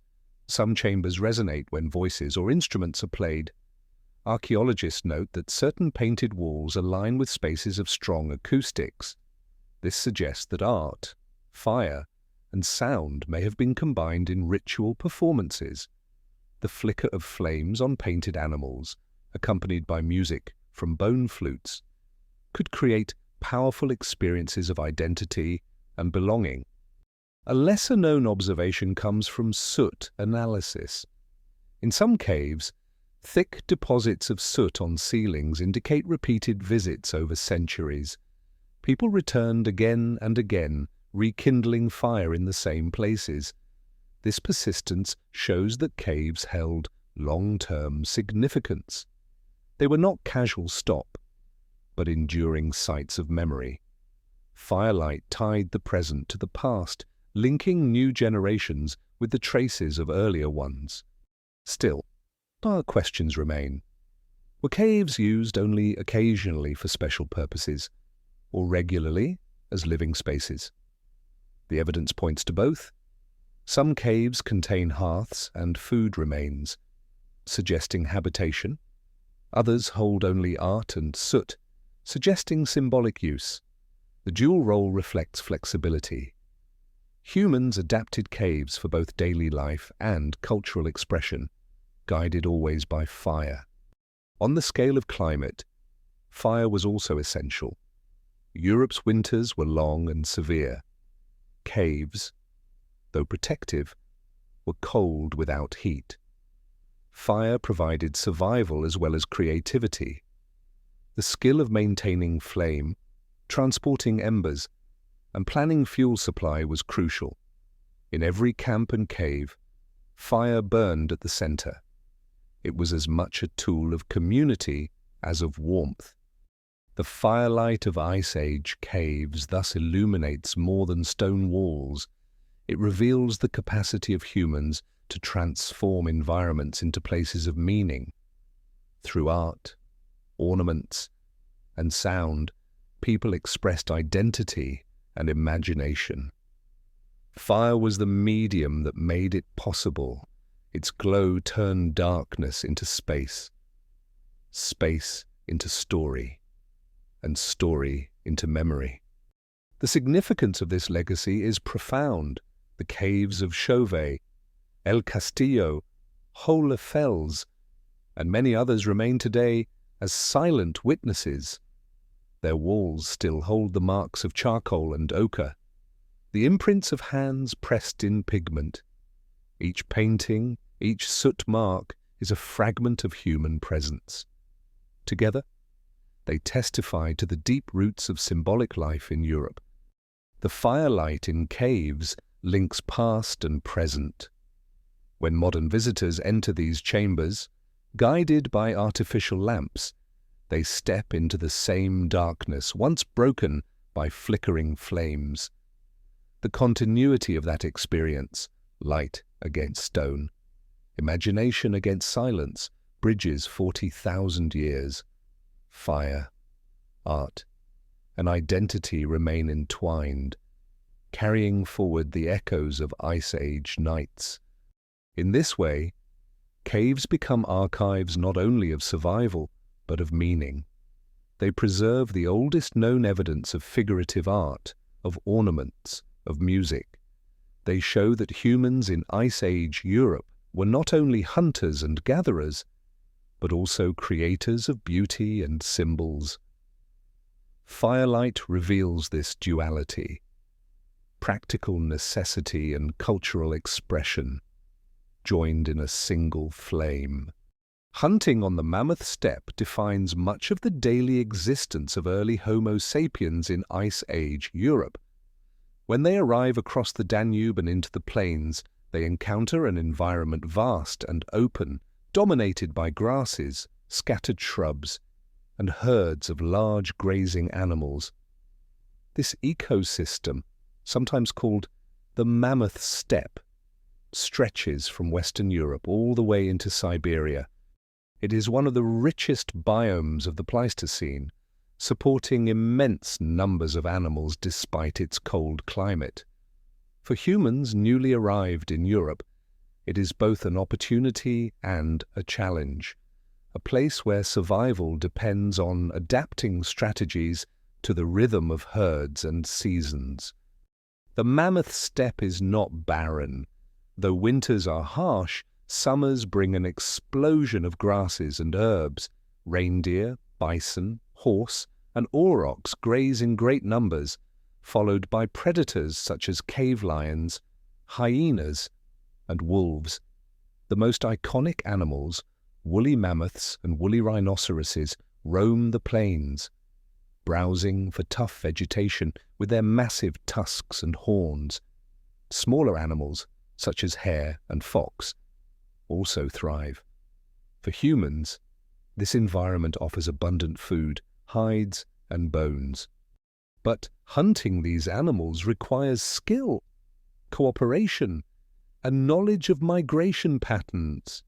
Stone and bone tools of the Aurignacian reflect this adaptation. Long blades could be hafted into spears for thrusting or throwing.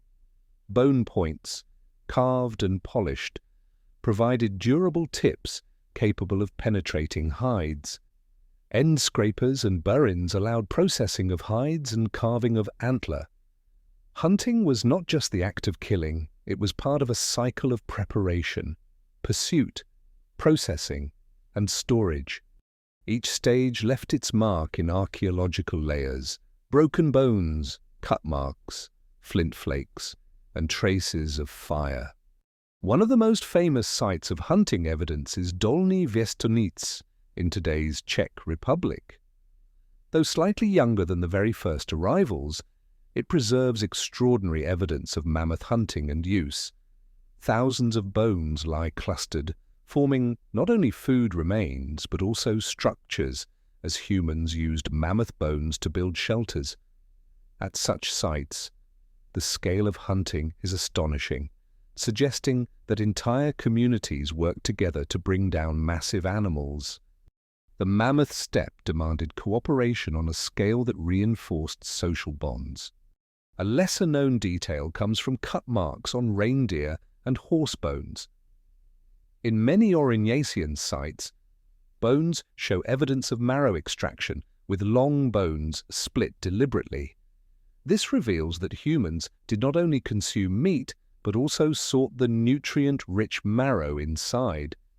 Such practices demonstrate efficient use of resources, extracting calories even from fragments that predators might ignore.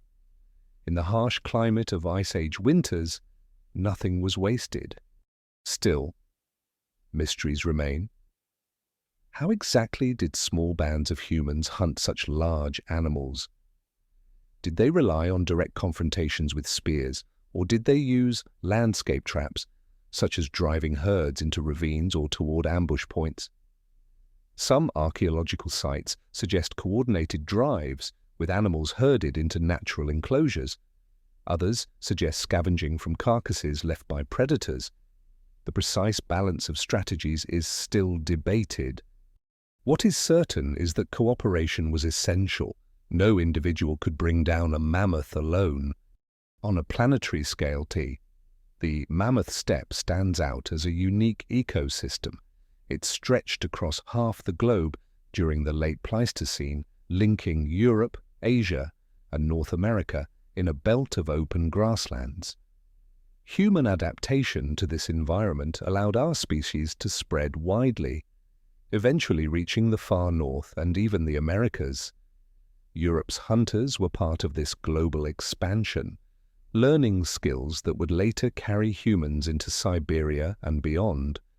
Picture a hunting scene on the steppe near the Danube Valley 40,000 years ago. A band of humans waits along a slope, spears ready. Below, a herd of horses grazes, their heads lifting nervously at every movement. At the right moment, hunters move swiftly, shouting, waving branches, driving the herd toward a narrow passage. Spears fly, striking one horse in the flank. The animal stumbles, falls, and is finished at close range. The others scatter into the open plain. The hunters work quickly, cutting meat, breaking bones, and carrying portions back to camp. Fire later roasts the meat, while marrow is cracked from bones. The hide will be scraped for clothing, the sinew twisted into cord. Nothing is wasted. Evidence of such activities appears in countless sites. Burned bones indicate cooking. Piles of flint flakes suggest on-the-spot tool repair. Charcoal shows fires maintained through long nights. These traces accumulate in caves and open sites, building a record of hunting and survival across generations. The mammoth steppe, though vast and harsh, becomes a lived-in world, familiar to those who know its rhythms. Another lesser-known observation concerns seasonality. At some sites, animal teeth show growth lines that can be read like tree rings, revealing when they were killed. These studies show that humans often hunted reindeer in autumn, when herds migrated and were fat from summer grazing. This pattern suggests planning. Groups timed their movements to intercept herds at the best season. Such foresight reflects deep knowledge of animal behavior and landscape. The social dimension of hunting is equally important. Cooperation requires communication, planning, and trust. The very act of coordinating a drive or ambush builds community ties. Sharing meat strengthens bonds. Ornaments and symbols, already present in Aurignacian life, may have played roles in organizing these groups, marking who belongs and who shares in the hunt. Hunting, thus, shapes not only diet but also society. Still, danger remained ever present. Large animals could kill hunters with a single blow. Many skeletons of early humans show healed fractures, likely from encounters with prey. Life expectancy remained short, and the risks of hunting were constant. Yet the rewards, meat, fat, hides, bone, ivory, were essential. Without hunting, survival on the mammoth steppe would be impossible. Climate influenced hunting as well.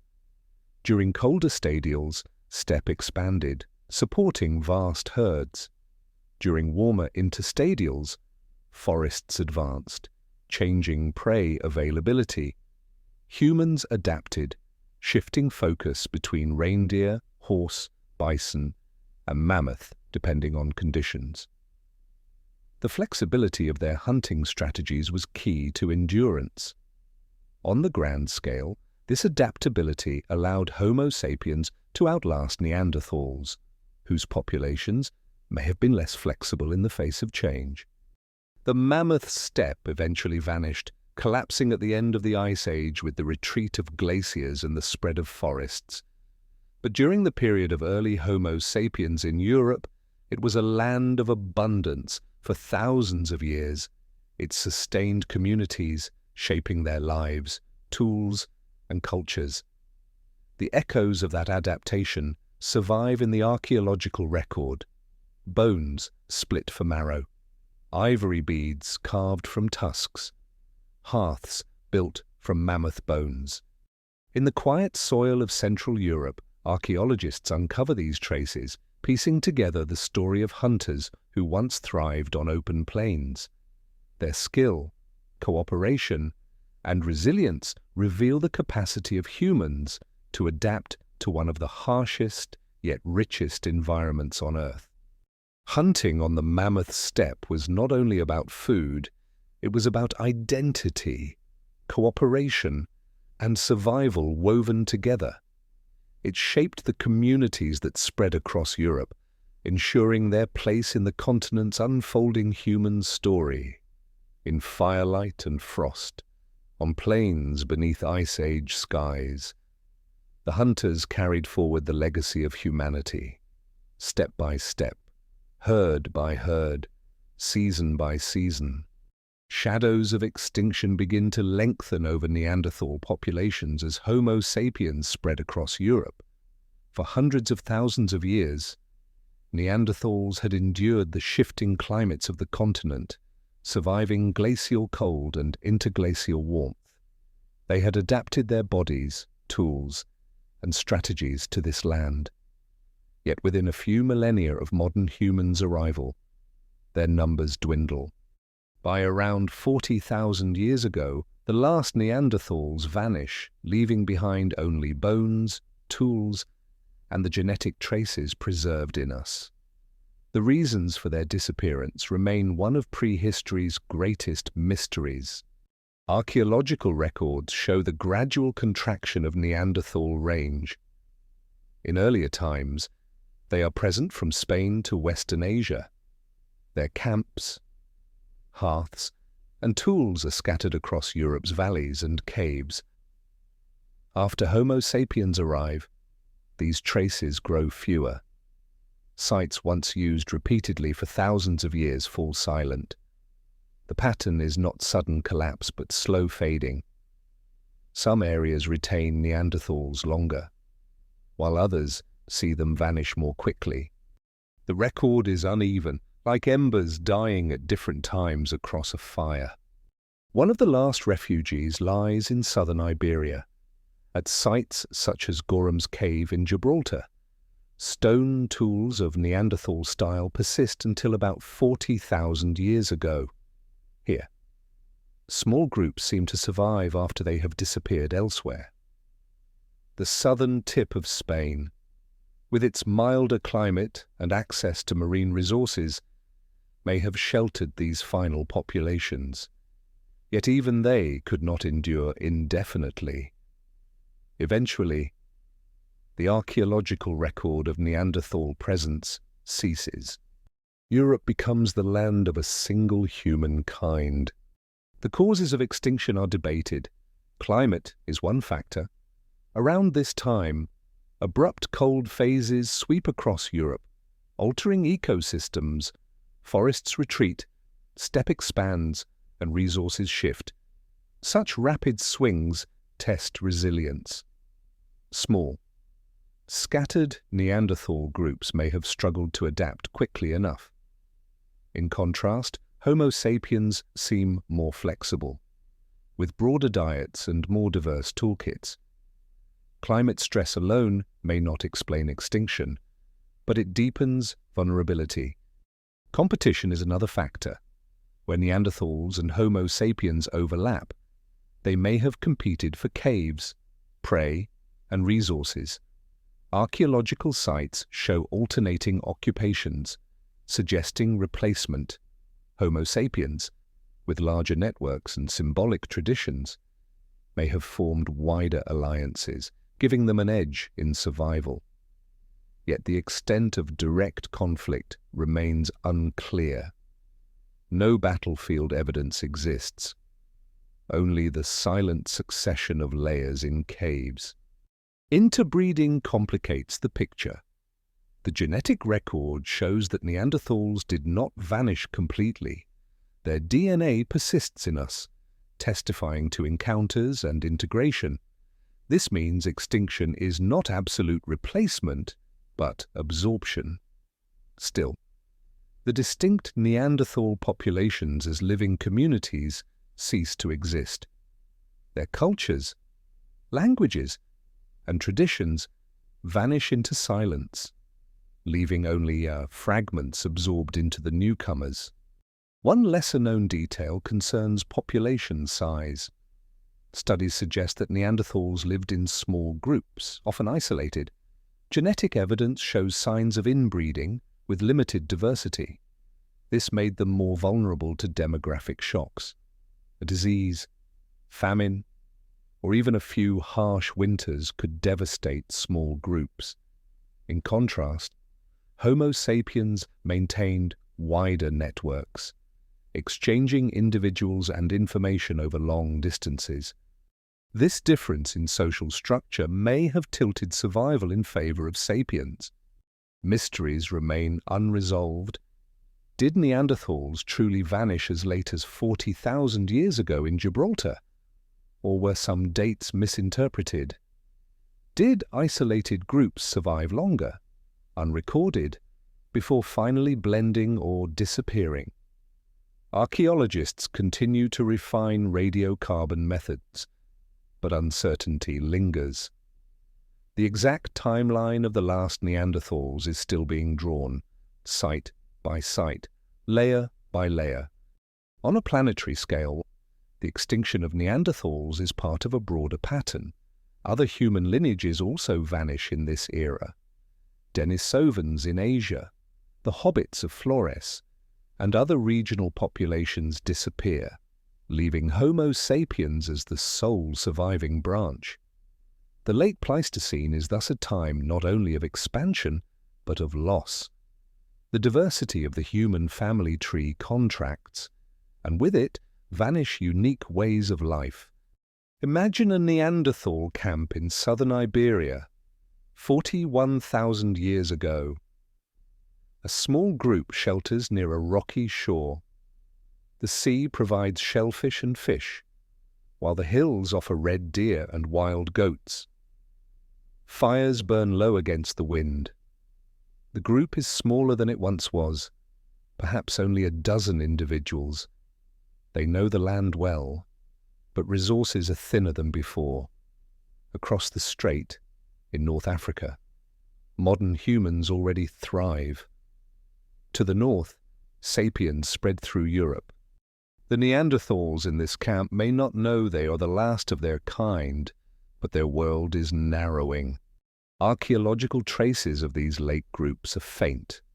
Stone tools remain in Mousterian style, showing continuity of tradition, yet no new ornaments or symbolic objects appear.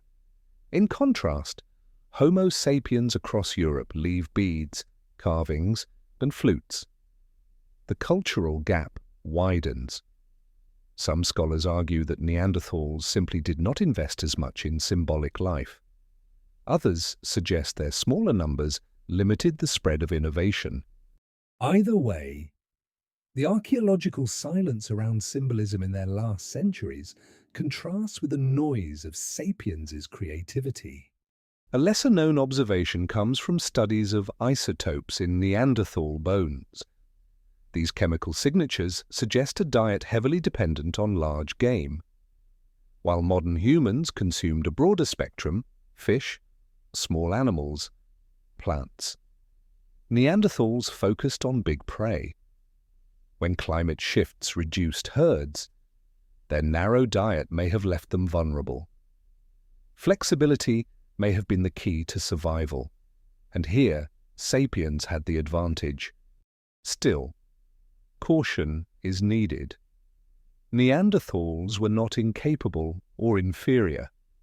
They thrived for hundreds of thousands of years in Europe's harsh environments. Their extinction is not a sign of weakness, but of vulnerability to a combination of pressures: climate stress, small population size, competition, and absorption into larger populations. Their disappearance reminds us of the fragility of even the most resilient species. The shadows of extinction also carry lessons about survival. In the interplay of climate and culture, small differences can have vast consequences. The ability to form wider networks, to adapt diets, to innovate tools and symbols, may have given Homo sapiens a small edge. Over millennia, that edge became decisive. The Neanderthals, once masters of Europe, receded into history. Yet their story did not end entirely. Their genes live on in us, shaping traits from immunity to metabolism. Their memory lives in fossils and artifacts, in the painted caves and stone scrapers. Their presence remains in the landscapes of Europe, where archaeologists still uncover their hearths and tools. Though extinct as a people, they endure as part of humanity's shared past. The extinction of Neanderthals is both an end and a transformation. It closes the chapter of a species that had weathered ice and time, but it also weaves them into our lineage. The shadows they left remind us that human history is not linear progress, but a web of lives, some lost, some absorbed, all connected. Europe's story, after 40,000 years ago, becomes the story of Homo sapiens alone, but not without the traces of those who came before. Climate's shifting hand shaped every stage of early human life in Ice Age Europe. Around 45 to 35,000 years ago, the continent was not a stable environment, but a land in flux. Glaciers advanced and retreated. Forests spread, then vanished. Grasslands expanded, only to shrink again as temperatures swung. These changes could occur not only over millennia, but sometimes within centuries or even decades. For Homo sapiens newly arrived in Europe, such unpredictability demanded constant adaptation. For Neanderthals already established here, the same shifts added pressure to their fragile populations. Evidence of these changes comes from ice cores drilled in Greenland, which record abrupt temperature fluctuations during this period. Layers of ice trap bubbles of ancient air, preserving signals of climate. These records show sudden warmings, known as Dansgaard-Oeschger events, followed by plunges into cold stadials. Some of these shifts occurred within a human lifetime, altering landscapes faster than populations could easily adjust. Europe's ecosystems were constantly being reshaped by this climatic pulse. Archaeological layers echo these signals. Pollen grains in sediments reveal shifting vegetation. In warm phases, birch, pine, and oak spread across valleys, creating woodlands. In cold phases, trees retreated, replaced by tundra and steppe. Animal populations followed suit. Reindeer and horse thrived in open steppe, while red deer and wild boar preferred forests. Human groups had to adapt their hunting strategies to each new configuration. The landscape never stood still. One lesser-known detail lies in loess deposits, thick layers of wind-blown dust that cover large parts of Central Europe. These sediments were laid down during cold, dry phases when vegetation was sparse and winds carried silt from glacial margins. Loess preserves not only the memory of harsh climates, but also the artifacts of humans who lived upon it. Many Aurignacian sites are found in loess regions, where fertile soils later supported agriculture. The very dust of the Ice Age became the ground for future civilizations. Still, mysteries remain. How did these rapid shifts affect population movement? Did humans retreat south during cold phases, only to return north when warmth returned? Or did they endure in smaller groups within refuges, adapting locally? Archaeologists debate whether certain gaps in occupation reflect real abandonments or simply the chance absence of evidence. The rhythms of human presence mirror the rhythms of climate, but the details are still unclear. On a planetary scale, Europe's shifting climate was tied to global forces. Ice sheets in the north blocked vast amounts of water, lowering sea levels and exposing wide coastal plains. Winds shifted with glacial extent, altering rainfall across Africa and Asia. Monsoon systems weakened or strengthened depending on the growth of ice. Human migrations around the world, from Australia to the Americas, were influenced by these same climatic shifts. Europe was one stage in a global drama of change. Imagine a valley in central France during a warming phase. Trees cover the slopes, their leaves shimmering in mild summer air. Red deer browse in clearings, and wild boar root through undergrowth. A group of Homo sapiens moves quietly through the forest, carrying blades and bone points. Their camp is shaded, their fires burning low beneath oak branches. In such times, life feels abundant. Food is diverse, wood plentiful, streams full of fish. But within a few generations, the valley may change. A cold phase descends, forests retreat, and the same valley becomes open grassland, swept by winds, with herds of reindeer replacing deer. The same group or their descendants must adapt or move. The archaeological record preserves signs of such shifts. At some sites, layers of tools and bones show alternating use of forest and steppe species. Red deer bones dominate one layer, reindeer bones the next. This sequence reflects changing climate, not changing preference. Humans hunted what the land provided, shifting strategies as ecosystems transformed. Another lesser-known observation comes from caves where soot layers alternate with calcite deposits. These alternating bands suggest cycles of occupation during warmer phases and abandonment during colder ones. Humans moved with climate, returning when valleys offered resources, leaving when ice advanced. The caves themselves became seasonal or generational waypoints in a shifting landscape. Climate change also influenced encounters between humans and Neanderthals. During warm phases, populations may have expanded, increasing contact and competition. During cold phases, shrinking resources may have forced closer proximity in refuges, intensifying encounters. Climate thus shaped not only landscapes but also social dynamics, determining when and where groups met. Still, adaptation was possible. Homo sapiens carried flexible toolkits and symbolic traditions that helped them navigate uncertainty. Ornaments and networks provided social bonds beyond immediate groups, enabling exchange of information and resources. Neanderthal, with smaller and more isolated populations, may have been less able to buffer against sudden shifts. Climate did not doom them alone, but it tipped the balance in a fragile competition. On a broader scale, these climatic swings remind us of the fragility of life during the Pleistocene. Survival depended not on control but on resilience.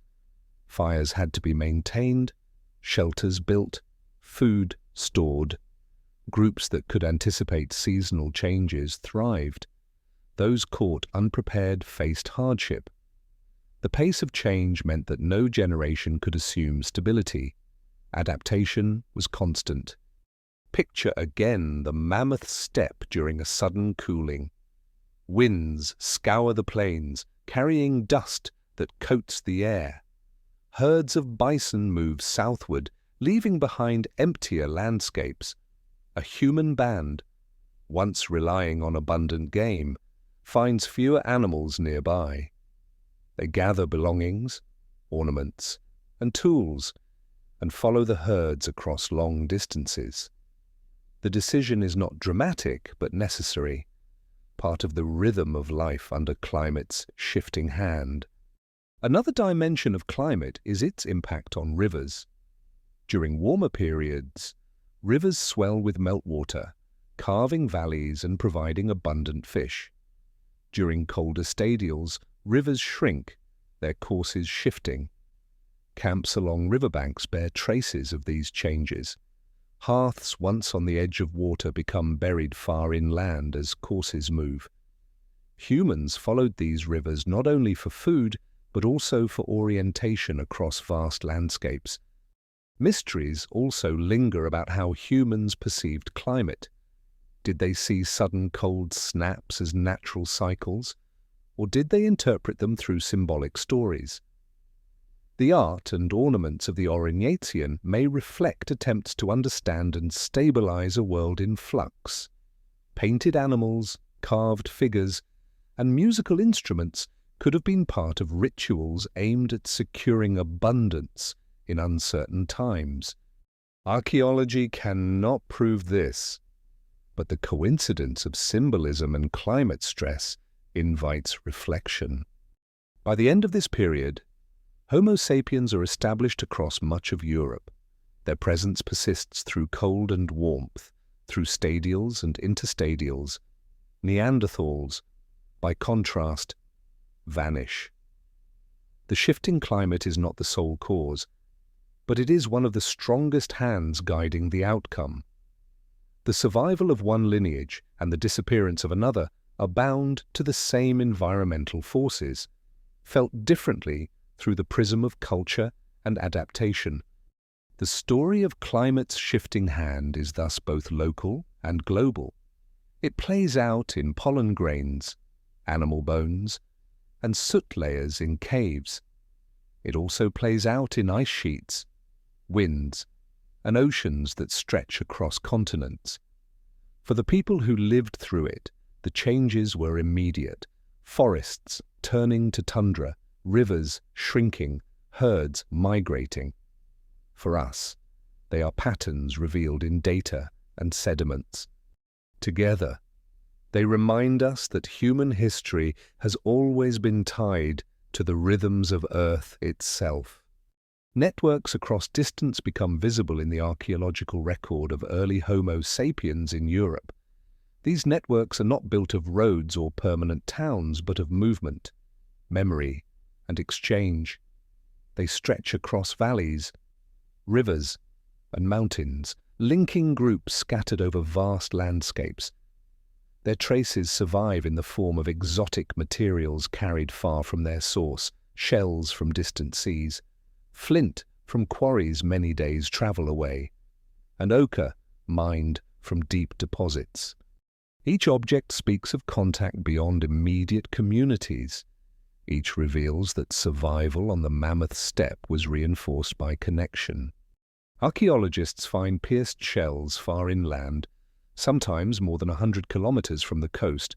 At Aurignacian sites in Central and Eastern Europe, marine shells appear in layers where no natural sources exist nearby. They must have been carried deliberately, either by individuals traveling great distances or passed along through exchange between groups. These shells are not random curiosities. Many are pierced, smoothed, and worn as beads. They symbolize membership in broader networks, carrying stories of origin far from where they are found. Flint offers another line of evidence. Different quarries produce stone of distinct color and texture, identifiable to trained eyes. At sites in France, Germany, and Italy, archaeologists recognize flint that comes from sources many days' travel away. In some cases, blocks or pre-shaped cores are transported. In others, finished blades move between regions. These movements suggest that humans did not rely only on local stone, but maintained ties to distant sources. Flint was not just raw material, it was a medium of connection. Ochre, too, reveals networks. In some caves, red and yellow pigments come from deposits far from the site. Mining ochre required effort, often digging into hillsides or caves. Its transport shows that color was valued enough to justify long journeys. Whether used for body painting, ornament decoration, or cave art, ochre linked symbolic life across landscapes. Groups separated by distance shared the same practice of marking identity with color. One lesser-known detail comes from ivory. Mammoth tusks provided raw material for beads, figurines, and tools. At some sites, tusks are worked into ornaments that later appear hundreds of kilometers away. Ivory is heavy and difficult to transport, yet it was carried across regions. This suggests that certain objects were exchanged as gifts or tokens, perhaps to cement alliances between groups. Networks were not only economic, but also social, woven with meaning beyond utility. Still, mysteries remain.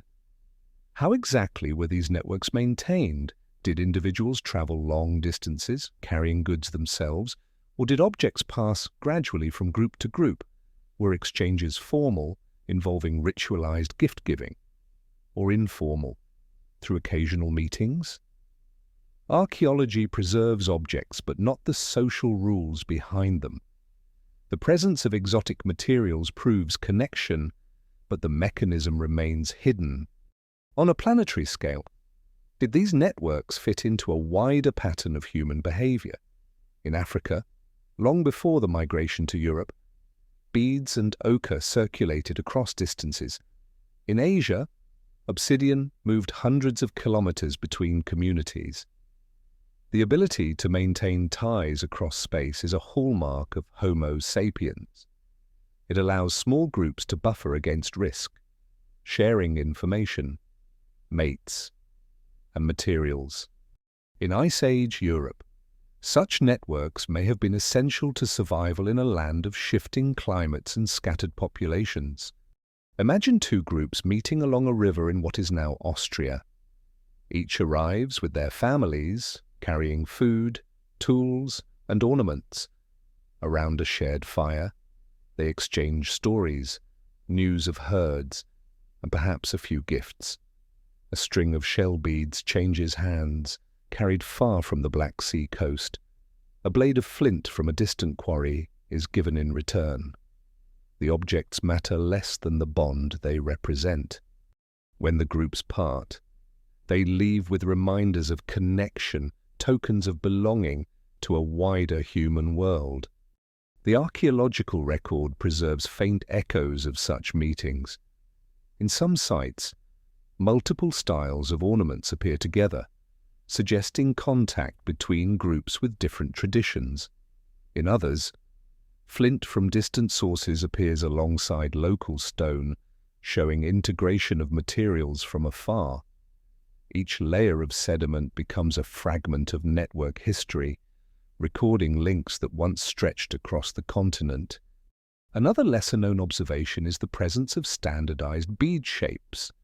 At several Aurignacian sites, beads carved from ivory share similar forms, even when separated by hundreds of kilometers. This suggests shared styles or traditions carried across networks. Such standardization implies not only exchange of materials, but also of ideas. Symbolic practices traveled along the same routes as stone and shell. These networks also played a role in resilience.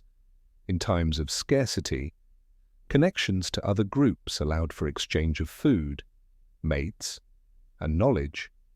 Genetic studies suggest that Homo sapiens maintained broader gene flow than Neanderthals, reducing risks of inbreeding. Networks thus supported both biological and cultural survival. The strength of connection may have been one reason why sapiens endured while Neanderthals faded. Still, networks were fragile.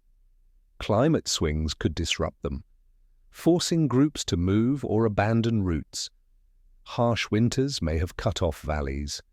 Resource scarcity could limit gatherings. Yet over centuries, the persistence of exotic objects in archaeological layers shows that networks endured despite challenges. They flexed and shifted, adapting to landscapes as surely as the people who made them. On a larger scale, the networks of Ice Age Europe foreshadow the webs of connection that would later define human history. Trade routes, alliances, and cultural exchanges all rest on the same foundations of contact. In the Ornamentian world, these foundations were already in place, expressed through shells, flint, ochre, and ivory. The objects may be small, but they carry the weight of vast distances. Picture again a cave where ornaments are strung by firelight. A child wears a necklace of shells carried from the sea. An adult sharpens a blade of flint sourced from a distant quarry. These objects do more than serve immediate needs. They remind the group of places beyond the horizon of other people connected by threads of exchange.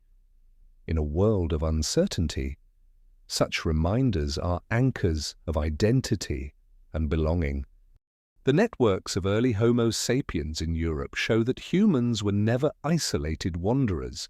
They were always connected, part of larger webs that stretched across landscapes. The presence of exotic shells, flint, and ochre in Ornamentian sites proves that distance was no barrier. With each exchange, groups wove themselves into a wider community, ensuring survival and continuity. The story of these networks is not complete. Now, many routes remain invisible, lost in the silence of prehistory, but the objects that survive tell enough. They reveal that connection was as vital as fire, as essential as food. In Ice Age Europe, networks across distance shaped not only survival but also identity, laying foundations for the human story that would follow. The dawn of a European story emerges around 40,000 years ago, when Homo sapiens are no longer tentative visitors but established inhabitants of the continent. Across valleys, caves, and plains, their presence becomes more visible, their traditions more deeply rooted. The traces of their lives, tools, ornaments, hearths, and art accumulate in archaeological layers, forming the foundation of Europe's human history. It is in these millennia that modern humans begin to shape the landscapes of Ice Age Europe, not just through survival, but through enduring cultural expression. By this time, Homo sapiens are present from the Danube corridor to the Pyrenees, from Italy to Germany, and soon after into the Iberian Peninsula and Britain. Their spread is not instantaneous, but within a few millennia. They occupy most habitable regions south of the ice sheets. Populations remain small, but their distribution is wide, covering diverse environments. This expansion marks the transition from fragile pioneers to established communities.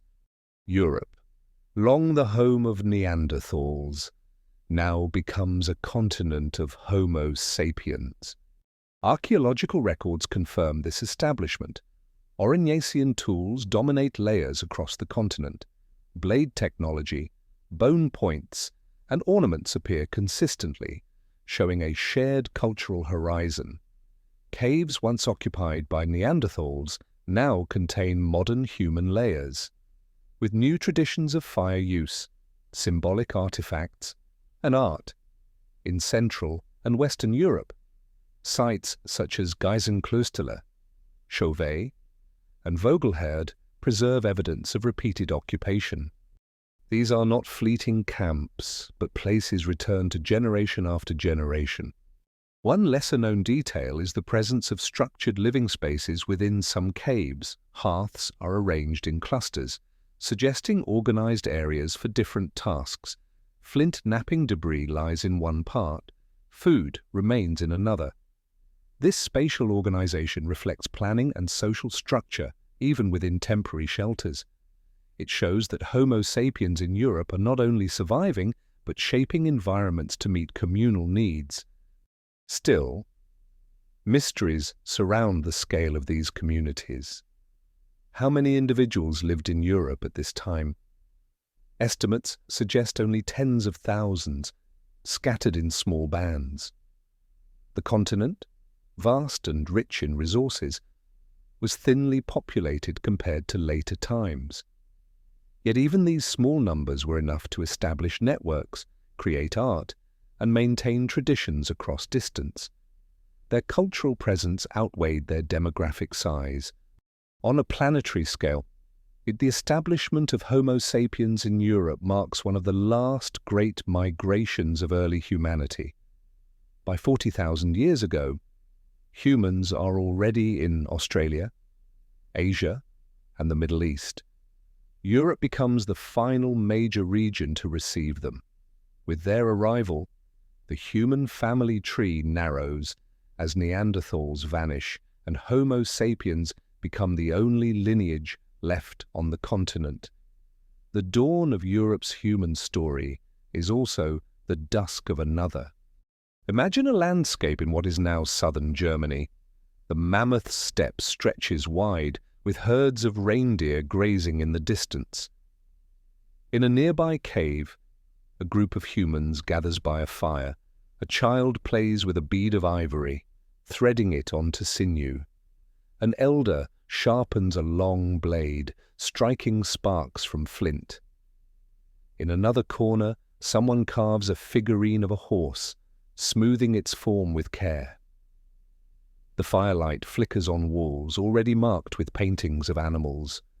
Outside, the cold wind sweeps the steppe, but inside, the cave glows with warmth and meaning.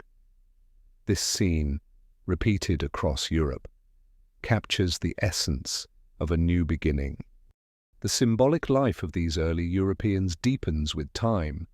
Art becomes more elaborate, ornaments more widespread. Music, expressed through bone flutes, accompanies gatherings. These expressions of identity link groups across distances, reinforcing networks already visible in the transport of shells, flint, and ochre. Symbols, art, and music are no longer rare innovations, but established features of life. The dawn of Europe's human story is marked by creativity as much as by adaptation. Another lesser-known observation is the role of burial practices. While rare, some sites contain evidence of deliberate burials with ornaments, pigments, or grave goods. These practices suggest growing concern with memory, identity, and perhaps belief in continuity beyond life. Such traditions add depth to symbolic life, embedding meaning in both daily objects and rituals of death. Though fragmentary, they remind us that the cultural world of these humans was complex and layered. Still, questions remain about the relationships between groups. Did populations in France and Germany see themselves as part of the same networks? Or were they distinct traditions that only occasionally exchanged ideas? The similarity of tools and ornaments suggests broad connection, but differences in style hint at regional variation. Europe at this dawn is both unified and diverse, a patchwork of groups linked by exchange, yet shaped by local traditions. Climate continues to shape their world. Sudden cold snaps force adaptation, while warmer interludes allow expansion. Yet Homo sapiens prove resilient. They exploit a wider range of foods than Neanderthals, hunt both large and small game, fish in rivers, and gather plants where available. Their flexibility anchors their establishment. Europe is no longer a testing ground, but a home where survival is secure enough to allow flourishing culture. The disappearance of Neanderthals in this era casts a long shadow. Whether through competition, climate, or absorption, their absence leaves Homo sapiens alone. Yet their legacy endures in genes carried by the newcomers, and perhaps in shared traditions of tool use or symbolic thought. The dawn of a European story is not pure replacement, but a blending of legacies, even as one species fades.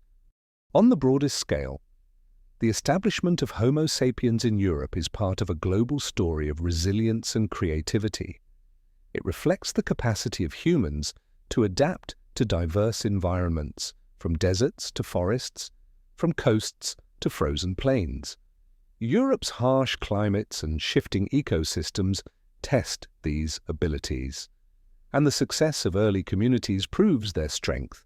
The continent becomes not only a place of survival, but of innovation, where art, ornaments, and networks take root deeply. The dawn of this story is also the beginning of continuity. From these early sites, traditions will flow forward, evolving into Gravettian and later cultures, shaping the deep prehistory of the continent. The symbolic life, first widespread in Aurignacian layers, becomes the foundation of Europe's cultural history. What begins as fragile presence turns into enduring establishment, carrying humanity into the millennia that follow. The dawn of a European story is thus both humble and profound. Humble because it begins with small groups, fragile camps, and scattered sites. Profound because within these traces lie the seeds of continuity, symbols, networks, and creativity that define humanity.